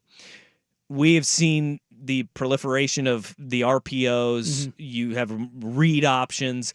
The game in the NFL is getting more collegiate as it gets to 53 and a third, and you spread teams across the field and then vertically. Now we're starting to see that as these offenses in the NFL are adapting to it, all of a sudden these offensive linemen become more NFL ready because it's not all downhill in a phone booth and we're going to play the quote-unquote pro-style offense anymore. You're seeing offensive linemen be way more ready for the game. And so, in turn, there's going to be some really tough decisions on teams like, do we take one of those wide receivers? It's the Cincinnati. Everybody's going to be going through the Cincinnati The Bengals. Penei Sewell, Jamar Chase. Do we debate. take Jamar? Do we take Penei Sewell? What do we do here? Because we can have a generational talent that'll last 12 to 15 years. I'll have Jason Kelsey. Yeah, did you see what Alt just graded out of the combine? Dude, 6'8", 340 pounds. and ran like a 5 502. What? These guys are incredible. Mammoth. But you have these tough decisions that teams are going to make, which means in the back half of the draft, teams like Kansas City are going to get so much better Value. The teams that draft well are absolutely going to crush this draft because offensive line and receiver heavy. This would be like if you could afford to, this is the one where if you're for say a Denver and you feel like Bo Nix will be there in the late 20s, if you trade back a couple of spots and you get 2 firsts or, you take an early second round pick and you get some draft capital and you can build and you can get multiple draft picks, if you can land a couple of guys, you could get a receiver and an offensive lineman. If you have 2 first-round picks. Or if you're Denver, you could get your quarterback and you could get a really damn good wide receiver in that second round as well. This is a high-value draft for GMs like John Schneider at Seattle, yeah. where they just trade back and get a bunch of picks and and they get it in that 3rd, 4th, 5th round because there are some really good and talented offensive linemen that you can grab. And the beauty with a lot of the O-linemen now, and we were talking about this before the show, Dusty, if you're a 6'4", 6'5" offensive lineman, 10, 15 years ago, that's a tackle. That player, that size of player, depending on their hip mobility and knee bend, they can play any of the 5 positions. And arm length. Yeah. Right. 100%. Arm length plays a role too, but you have a bunch of offensive linemen in this draft that wouldn't just project well at one position, but multiple on the offensive line. And then at wide receiver, I mean, you got fast guys, you got big guys, you got strong guys. This is the perfect draft to move back. And if you hate Kansas City, this is the worst draft for you because where do they need to improve? They need to improve on the offensive line and at wide receiver, and they're going to have a bunch of different options to get them in multiple rounds in multiple days. And maybe get a wide receiver cheap on a short deal in free agency if they don't go that way in the draft. According to NFL.com's prospect update, Joe Alt, 6'9", 321 pounds, 10-inch hands, 34.25-inch arms, ran a 5.05 40, 28-inch vertical, 9'4" broad jump. What the hell is that? Hometown Mars? Good Lord. There ain't no bar in that. That's a freak. What the hell, man? Why is there a power forward doing this? Yeah. Not even like power forward. This is Shaquille O'Neal doing this. Think of that. I mean, he is 6'9", 321. That's throwback power forward. That's what that is. That's a massive. That's a massive human. 10-inch hands. You know what it is Good too, though? God. It's also a lot of guys who grew up playing basketball that looked around. Well, he's a and former said, tight end too. Also, that's a good tight end that they threw weight on. Right, but there's also a lot of O-linemen that you're seeing now too, especially at that tackle spot. Same with Sims. Sims is the same. He's 6'8". They were basketball players. They great were feet. lacrosse players. Yeah. They were all these other sports. And then in high school, someone went up to him and said, hey, just by walking onto the football field, you'll get a full ride scholarship that you might not get in basketball. And so they're like, okay, I'll go do that You instead. have great feet, big body. Go try this. Oh, you're not afraid of contact? Yeah. All right, coming up next here in hour number 3, Russell Wilson has been released by the Seattle Seahawks, what that means, the cap implications, and the domino effect throughout the NFL. We'll get to that and more coming up here on Danny and Dusty, 1080 The Fan.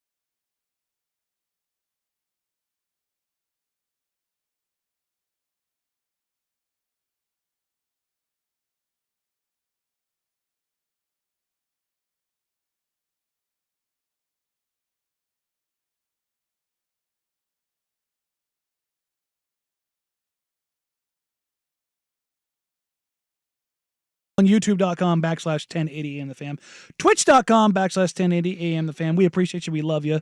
And we hope you're hanging along and in for a wonderful, wonderful Monday. As I'm now being told that they are throwing down the mulch on the waterfront right now to get the trees a blooming. Wait, what? Yeah, they throw down that little mulch Do pile. they really? Yeah. They try to- Get them trees blooming. Yeah. I think nature's confused. Nature's very confused right now. 3 out of the last 4 days I've gotten into my car, there has been snow on it.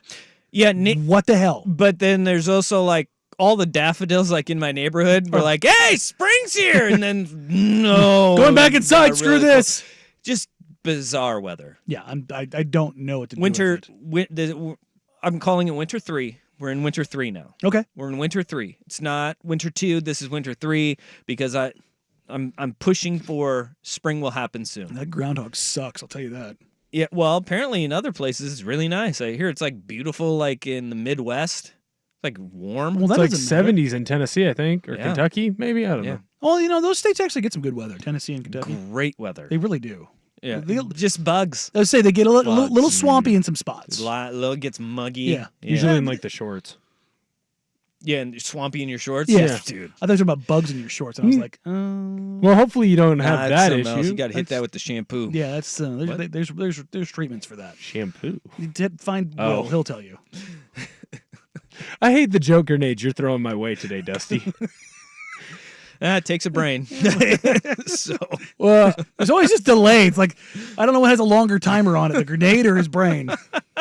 Well, I have to get there. I'm over here talking about swamps. You're talking about bugs. We just got miscommunication. I was with you. Yeah. I was with you. The Swamp whole time. bugs. I'm on sheet 1. You're on sheet 2. I will tell you, there's probably some Denver Broncos fans who were feeling a little less sweaty now, but Boy, I don't know. I don't know about that because Russell Wilson may be gone, but Russell Wilson is now going to have an $85 million dead cap hit for the Denver Broncos. Dear God. Here's where things sit as it pertains to Russell Wilson in history. Russell Wilson is now responsible for 2 of the 5 biggest dead cap hits in the history of the NFL. Number 1, Russell Wilson and his $85 million. Number 2, Matt Ryan and his Falcons, $40.5 million. Yeah, all right. Aaron Rodgers and the Packers, $40.3 million. Yes, if Okay. you're doing math, that means Russell Wilson's dead cap hit is more than Matt Ryan's and Aaron Rodgers combined. Yikes. Number 3, Carson Wentz with the Eagles at 33.82 and Russell Wilson's $26 million in the last year after being traded by the Seahawks. So here's how it works out. It's not just going to be like what'd you say? $85 million in one hit. It'll be a $35.4 million salary cap hit this year to the Denver Broncos because they're actually giving him $39 million in cash to go away. Guaranteed money. I would love to take $39 million just to not not be be there. around anymore. Honestly, I will if you're do listening, that I for will you. do it. Dusty, we could split it even. Yeah, I'd do that. We'll go halvesies. But $35.4 million against the cap, that does That's sting a hurt. little bit. Next year, they'll give him no cash, but Take the cap hit. $49.6 million against the cap, they're going to take a hit. It's going to be worse next year 2 years than of it is this no year. free agents. Now, if you are going to go through a rebuild and do it this way, the thing that does ease it a little bit Mhm. is that the salary cap vaulted up $30 million this year. Which is why if I can move any of it to this year, I would. And so, but the way the contract was structured, you can't do any, like you, $35 million against the cap is like the biggest hit that they can take this year, which is wild because you're right. They should be able to be like, hey, Let's move. just hit us that. with $55 million this year. This year, we'll take the lesser on it next year. and let us get out of us, and wipe our hands. We're still going to take the cap hit that you want but us to. regardless of whatever it is, we're going to Let us hit. take Yeah. more this year. I agree. There should be something like I'm interested to see what the final language of that ends up being. But in all of this now, Russell Wilson, it is the deterioration of the product that everybody in Seattle had seen coming. Seattle, John Shout Schneider, out the Seahawks, the John Vulcans, Schneider, Pat Carroll, Pete Carroll. they actually look brilliant in all Oh of this. God, this is one of the biggest swindlings in NFL history. They got the trade compensation. 2 is now through firsts, the 2 roof. seconds, a 5th, Noah Fant, Drew Lock, and I'm forgetting somebody. One other additional player. Noah Fant. No, I think Harris. that's yes, Shelby Harris. Harris. Shelby Harris, yeah. And defensive line. for Russell Wilson in the 4th. That's tremendous. And Denver went 11-19. Woof. Got paid $120 million in guaranteed money for 30 starts. All right. Now, what does Russell Wilson look like? Because Russell Wilson was a serviceable and good quarterback. He was not the Russell Wilson that we knew. He was not worth the freight that Denver paid to get him there. God, no. But he is a guy that, by all accounts, like there was rumblings of this last week when it became apparent that they were going to, in fact, release him. It was, hey, he could go and play league minimum somewhere because, reminder, he's getting $39 million in cash from the Denver Broncos, and any dollar amount he gets from another team gets offset from that $39 million. So if he gets paid $1 million to go play somewhere else, the Broncos only have to pay him $38 million. If he goes and he wants the bag this year, which would be ridiculous, and he wants $35 million, then the Broncos only have to pay him $4 million. So the idea and the thinking around the league is, dude's probably just going to play for the league minimum this Which year. for him would be $1.65 million. And that would be a steal of a deal for a guy If you're like Russell Wilson. if you're any other team, if you're getting if you're getting your backup quarterback for league minimum, you're winning. Because most good backups, like competent backups that are going to come in, are going to get anywhere between 3 and 5. Betting odds have come out for the next team to take Russell Wilson. Indeed. What do we have? Pittsburgh Steelers minus 200. Okay. The Las Vegas Raiders plus 275. Oh, Jesus Christ. The Atlanta Falcons plus 400. New England Patriots plus 750. Minnesota Vikings plus 1,000. Commanders plus 2,000. Buccaneers plus 2,000. The Titans and Giants both plus 3,000. And the Chicago Bears plus 4,000. Go do it. Ask me. Oh, we're in the same boat. I mean, Patriots have the 4th best odds. I mean, Raiders have the 2nd best odds. what? Well, would you rather have Russell Wilson or J.J. McCarthy? Because a lot of folks are saying that J.J. McCarthy will not fall past the Las Vegas Raiders at 13 in the NFL draft. Gun to your head right now. I mean, this is like gun to the side of the head or shotgun in the mouth. Well, which one are you taking? Gun to the head, shotgun in the mouth, you're not living. I don't know which one you're taught. I don't know what. Gun to the head, I gun to the head don't. is Russell Wilson. Okay, so Because you might live with that. You might do some frontal lobe damage, but it's only going to be short term. Shotgun to the mouth, you're dead. all right. It's a long term commitment. Okay, Russell Wilson or Justin Fields? Russ, short term. You taking Russ? It's a 1 year deal. Well, you're committing to him for like 2, but Fields would be 1. Yeah, but you're giving up capital for him. You're not giving up a single thing for Russ. I am not going to hitch my. I'd take Russell Wilson. If you're giving those 3, it's Russ. I'm would- not hitching my wagon to J.J. McCarthy. Yeah. I'm sure as hell not giving up capital for Justin Fields. And if you're saying you're going to give Russ like 2 years, $10 million, or 2 years, $12 million, Yeah. and you're going to backload it, so he's going to get $10 million in year 2, fine. I'm with it. I would take Russell Wilson at the league minimum. Because you might suck just enough to be in a quarterback hunt again. Yeah. Which you probably will. This is going to be some team is going to. I think Pittsburgh is actually a really good It's fit. a good for him. landing spot for him because they don't care about quarterback play there. Arthur Smith, as the offensive coordinator there, is going to want to run the ball first. He will have George Pickens. He has Najee Harris.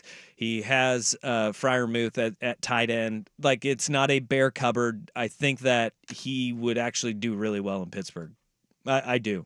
I also think that if he went to Atlanta, I don't think that's a terrible spot for him either in Atlanta, who's sitting 8th, kind of in that they're in like a weird spot where Do you want to they reach for have to Penix or McCarthy or trade up? Well, no, they would have to trade up and give up a ton of freight, Mhm. and I don't know if they're going to be in a reach mode. So you get a quarterback that is serviceable, that you know can distribute the ball to talented players around him. Now you just need to bolster your offensive line. If you could do that in a deep offensive line class this year and get some help immediately, and then go out and spend in free agency a little bit, I think Atlanta at plus 400 is probably good value there. If any team was going to do it, I think it should be the Falcons as far as trading up. Yeah. Because they have all the other skill guys. Hot damn. If they're going to go get a quarterback, go trade up and go get your guy. Russ's best days are behind him. There are still days left in him. Sure. And that's okay if you're a team that needs to strike now and you don't want to go through the development of a young quarterback. the one thing that may hinder this is Kirk Cousins is out there, and he's going to take his time with his free agency. Who would you rather have? Would you rather commit money to broken Kirk Cousins or fading Russell Wilson?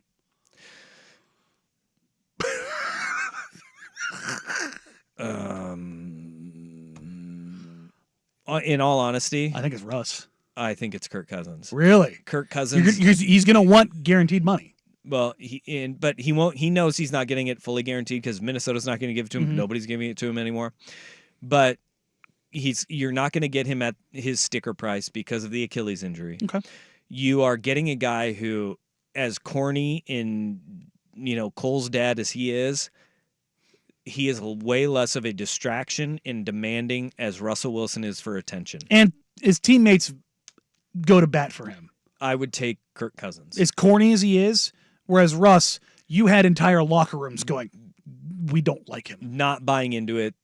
Everything, all of the shine that Seattle was able to hold on him is gone. Gone. And so you're having Russell Wilson he's going to have to go through some soul searching. It's going to be humbled Russell Wilson. And I don't know what humbled Russell Wilson looks like. Kirk Cousins doesn't have to change. It's just do his medicals check out. Is his Achilles okay? So I'm going Kirk. It's an interesting spot to be. At least we know Russ isn't going to Atlanta.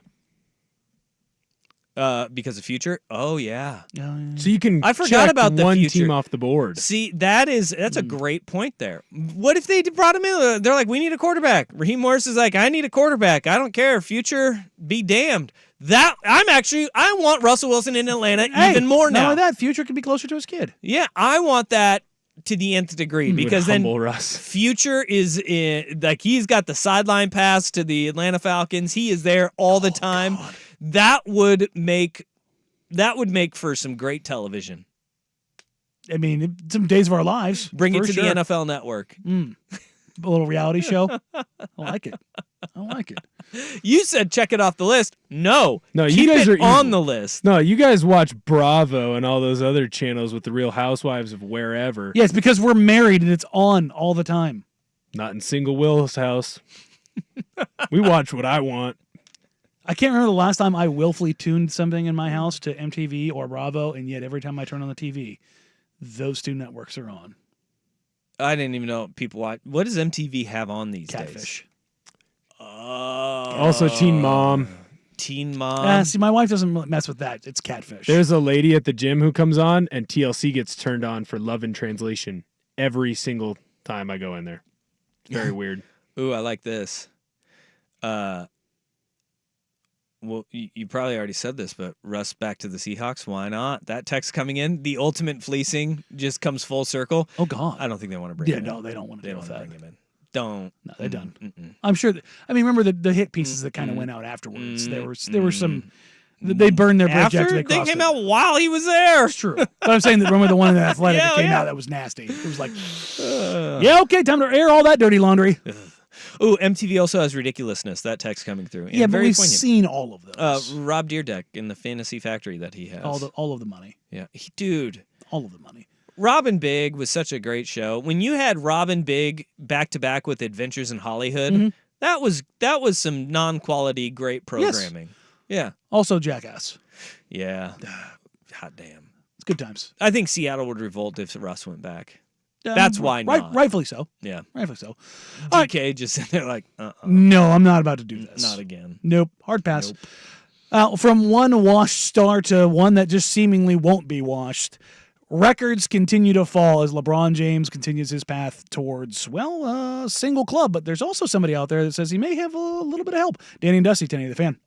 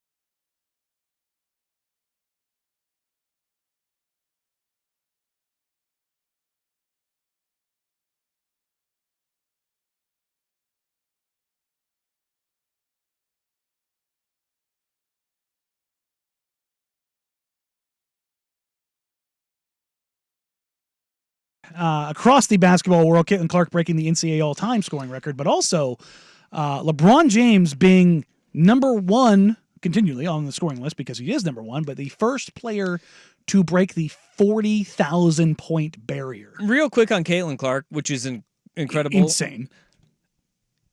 How many points would Pete Maravich have scored if there was a Three-point line? Yeah. Yep. If there was a 3-point line, how many points would he have scored? Like, I mean, A bajillion. Like 5,000. Yeah, because he's shot 40 times a game. That's crazy. Yeah. It's crazy. And he was taking deep shots that nobody took back in the day because he could. Yeah. It's one of those things where it's like, dang. Not only that, he didn't play his freshman year because freshman eligibility wasn't a thing. So he did it in a year less. And this is not to take away from Caitlin Clark. What she's doing is insane. Yeah, his numbers were incredible. Pete Maravich was quite literally shooting 40 times a game. Yeah, and to Caitlin Clark, nobody else has been able to touch Pete Maravich's record, and she did it. This was supposed to be one of those unbreakable records. And yet she's there. The interesting thing about LeBron James, 40,000 points, the longevity, the consistency, it is nuts. This is a guy who, I joke about this, but he's 3 months younger than me. So when I have a sense of framing for timing because he's quite the same age as me. And so I look at that and I go, you're doing what now? And I number one, I don't think you're ever going to pass that level again. I don't think anybody's touching 40,000 points because nobody's coming out of the league out of high school anymore.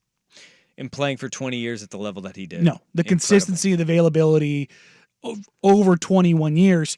And, well, there's somebody out there who thinks there's maybe a reason for that. Bronny get a bucket on Bron right now? Yeah, he can get a bucket on Bron right now. Nope. Yeah, he can get a bucket. No way. Nope. Nah, he can get a bucket on his Bron dad right averaging now. 25. No, I didn't say he ain't. I don't care what he's doing, but he ain't sliding, playing that defensive level. 25? Nah. Lord, 25? Lord, he dunking? He's still dunking the ball with. I'm saying that Bronny can get a bucket on Bron. I'm saying he can't. One rollout, get a bucket. 3 dribbles? No way. I'm talking he about. can get a bucket on him. No. Man, come on. That little dude explosive, bro. He is, but you seen his dad? His dad on that balcony. He on that new he juice. Ain't sliding like he used to. If you're wondering there, at the end, this is a discussion about could Bronny James get a bucket on his dad? Which, I mean, yeah, anybody can get a bucket Hold on on, that is Kevin Garnett and Paul Pierce on the Showtime Paul Pierce podcast. Yeah, okay. And what they talk about there is Bronny James getting a bucket on LeBron James Sr., but Kevin Garnett comes in on the end and says he's on that Balco, he's on that new juice now. Which Yikes. Balco infamously, that one got glossed over. Yeah, this happened a couple days ago. Balco infamously tied up with the steroid scandal, and basically everyone in baseball.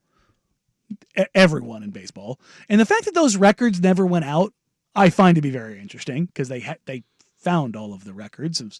I feel like baseball probably didn't want to publish that they knew that half of baseball was. No, they didn't. They wanted to sweep it under the rug because this is how baseball operates. You pin it on a couple of guys knowing that everybody else is doing it, and then you tell everybody else, hey, don't knock it off. Be them, and let's sweep this thing under the rug.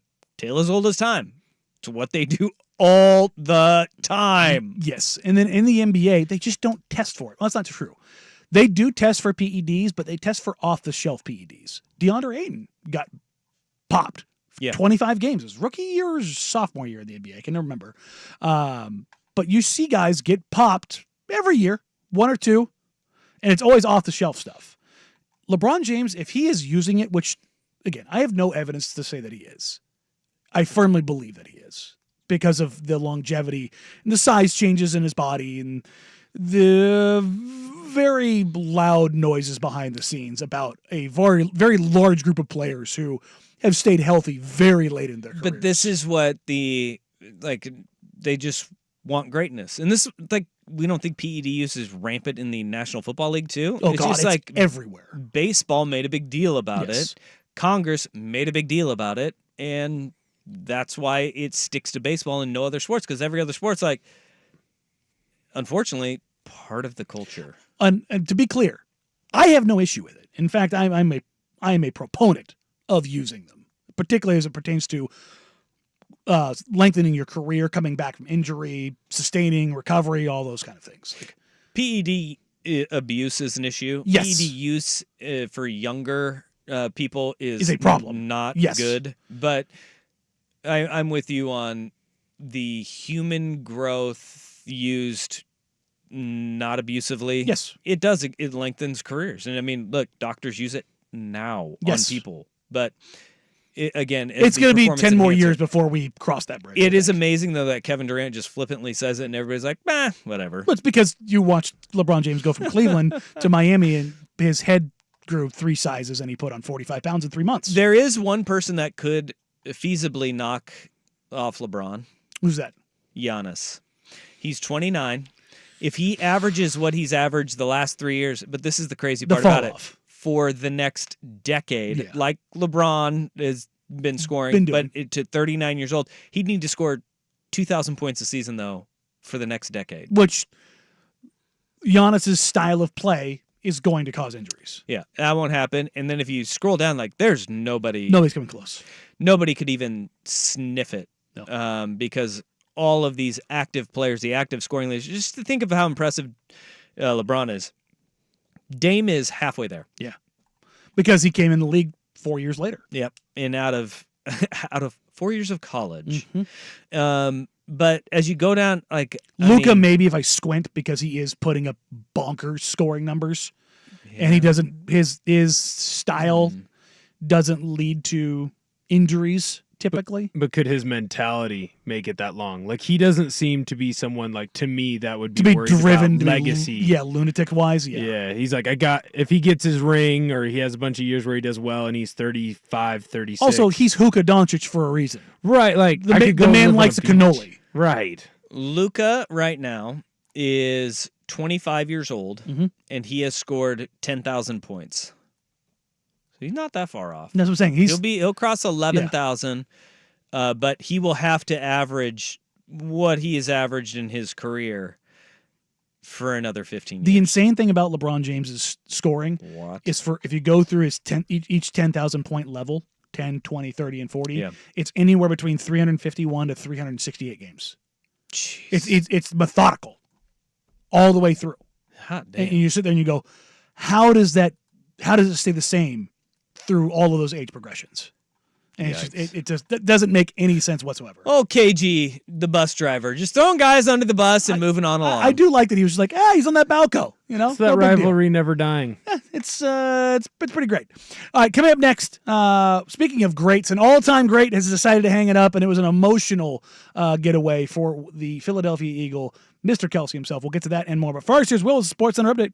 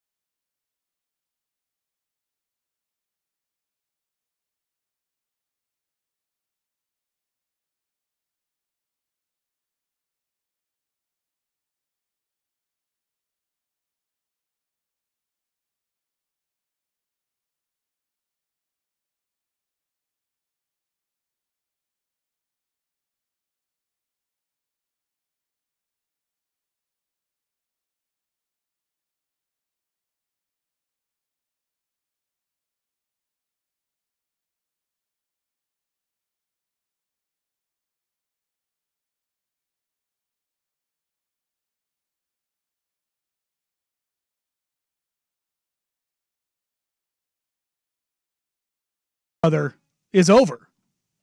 And no, it's not whether or not Travis Kelce has asked Taylor Swift to marry him. It is Jason Kelce, in fact, deciding he is going to retire after a Hall of Fame caliber career. Caliber, he's a surefire first ballot Yes. Hall of Famer. There's no question about it. 6-time All-Pro, the career that he had and the leadership that he had on those Eagles teams that won a Super Bowl and then went back to a Super Bowl. Dude is one of the most dominant centers to ever play the game. Which is insane when you think about what he was coming out. Yeah, he was a walk-on at Cincinnati, a 6th-round pick. Dude was a hang-on for dear life for your college and then NFL career, and he's going to go Turned down into a Hall of Fame. as one of the best to ever play his position. Like, he's truly incredible. Now, I haven't had a chance to hear this, so this is my first time hearing it, but Jason Kelce, if you've watched him at all, he's not a guy to hold back his emotions. And I would imagine making the largest decision of his life was something that was an emotional affair. But it went way beyond that. First of all, he was O-line through and through, did not wear sleeves. He just went in with the cutoff shirt on. Just like he got done with a workout and was like, yeah, you know what? I'm going to make the announcement. Time to retire. And not only doing that, but going about it the way he did. He is so passionate about the sport, the way he played. Like, it was basically a love letter to the game of football.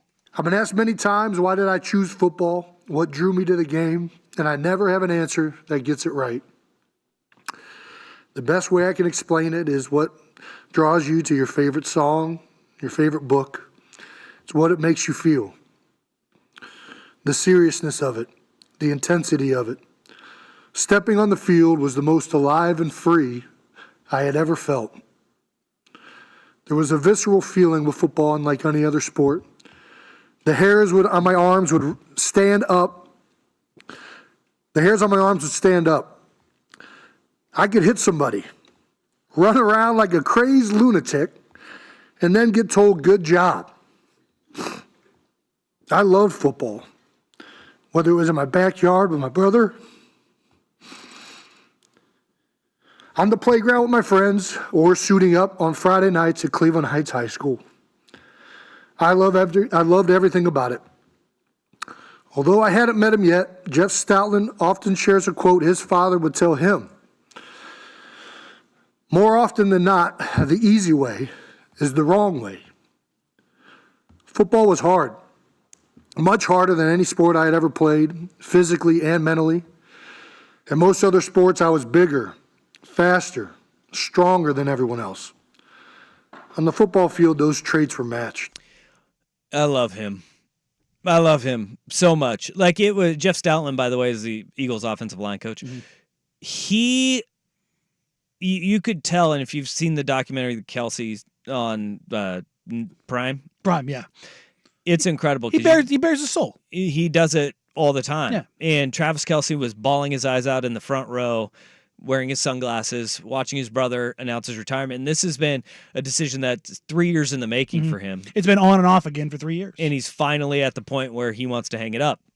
Losing the Super Bowl to his brother, he wanted to give it one more run. And he did, and they weren't as good. And injuries were kind of piling up on the roster. And he got that awareness and that feeling of just how special those Super Bowl runs are. And whether you win or you fall short. And you watch that documentary. I mean, he's sitting there walking around with acupuncture needles in his ankle. Not supposed to do that. But not like, you look at his ankle and it's a mess. But I mean, it's awful, and you're like, this guy's playing on this. And to do it as long as he did, and be as good as he was, you have to have that kind of passion that Jason Kelce had. And like, it would be because of the fact that it's on Prime. Not as many people would watch it. So I sit there and I am in awe of what he is as a player, the passion that he has. He's going to be phenomenal. He's going to be absolutely phenomenal. Whatever he does, he's going to. That's kind of a big part of who he is. Yeah. And it's not surprising that the opportunities and everything else that are going to be open for him are out there, and available. I think one of the big ones that he will have, though, is his personality and his ability not to hold back. he went on forever, and apparently the cafeteria at the Eagles complex, it was every single person that works there was in the cafeteria. Dead silent. They were all watching on TVs what was being said by Jason Kelce, and the only noises that you could hear, according to Mike Garafolo of the NFL Network, was people crying. Yeah. Big, and He has that kind of impact He got throughout the handed organization. a rag, and he thanked the person by name. Like, he's just, it's genuine. Yeah. And he's so offensive line that he even went through and shared a story that I don't think that Nick Foles will want to be shared. But too much. But hey, he gave what the people wanted. I won't forget Nick Foles having the game of his life on the biggest stage possible. And the biggest on the team going up to Doug Peterson and asking for the Philly special. And Doug Peterson having the biggest balls in the stadium.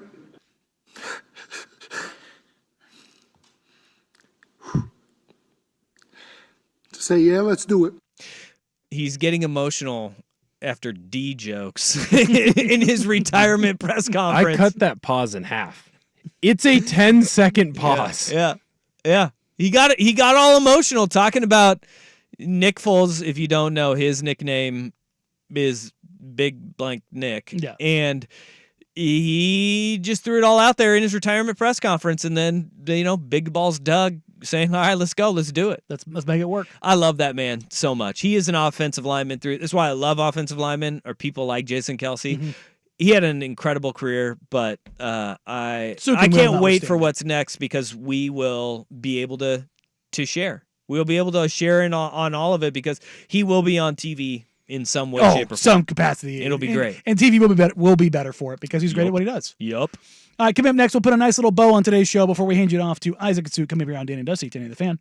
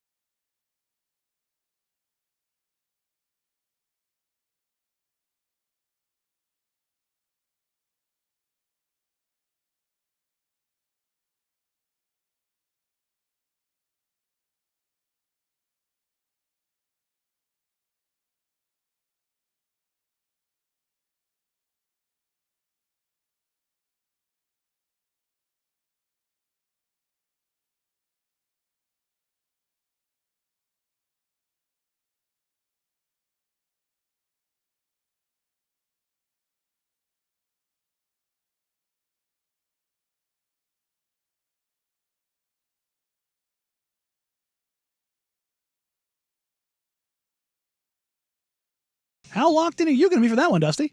Pretty locked in because my bet has been placed Oh, did you- on the over 210. Over 210? Okay, there you go. Yeah. And then I got the alternate points on Anthony Simons scoring over 18 because with Jeremy Grant questionable, It's got to come from somewhere. it's gotta come from somewhere. And then the Timberwolves on the money line. Yeah, I mean, it's Not taking the 14. It's a safe one. They're really good. No, they are. They're really stinking good. What's going to be really interesting is the two teams, the two new bloods, so to speak, OKC and Minnesota.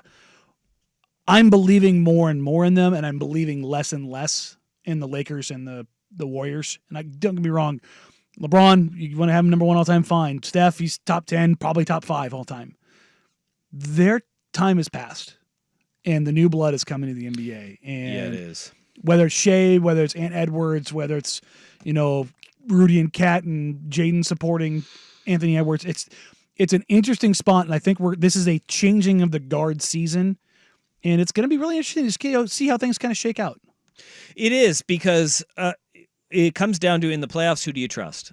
Who do you trust? And that's the thing is like we all are ruling out the Lakers and LeBron, but in a playoff series, if Anthony Davis is right, if LeBron is right, Still scary. and they go ham, I wouldn't want to play them. And they still got Especially- swept in the Western Conference Finals. especially against a young team, unproven in a 7-game series like OKC or Minnesota are.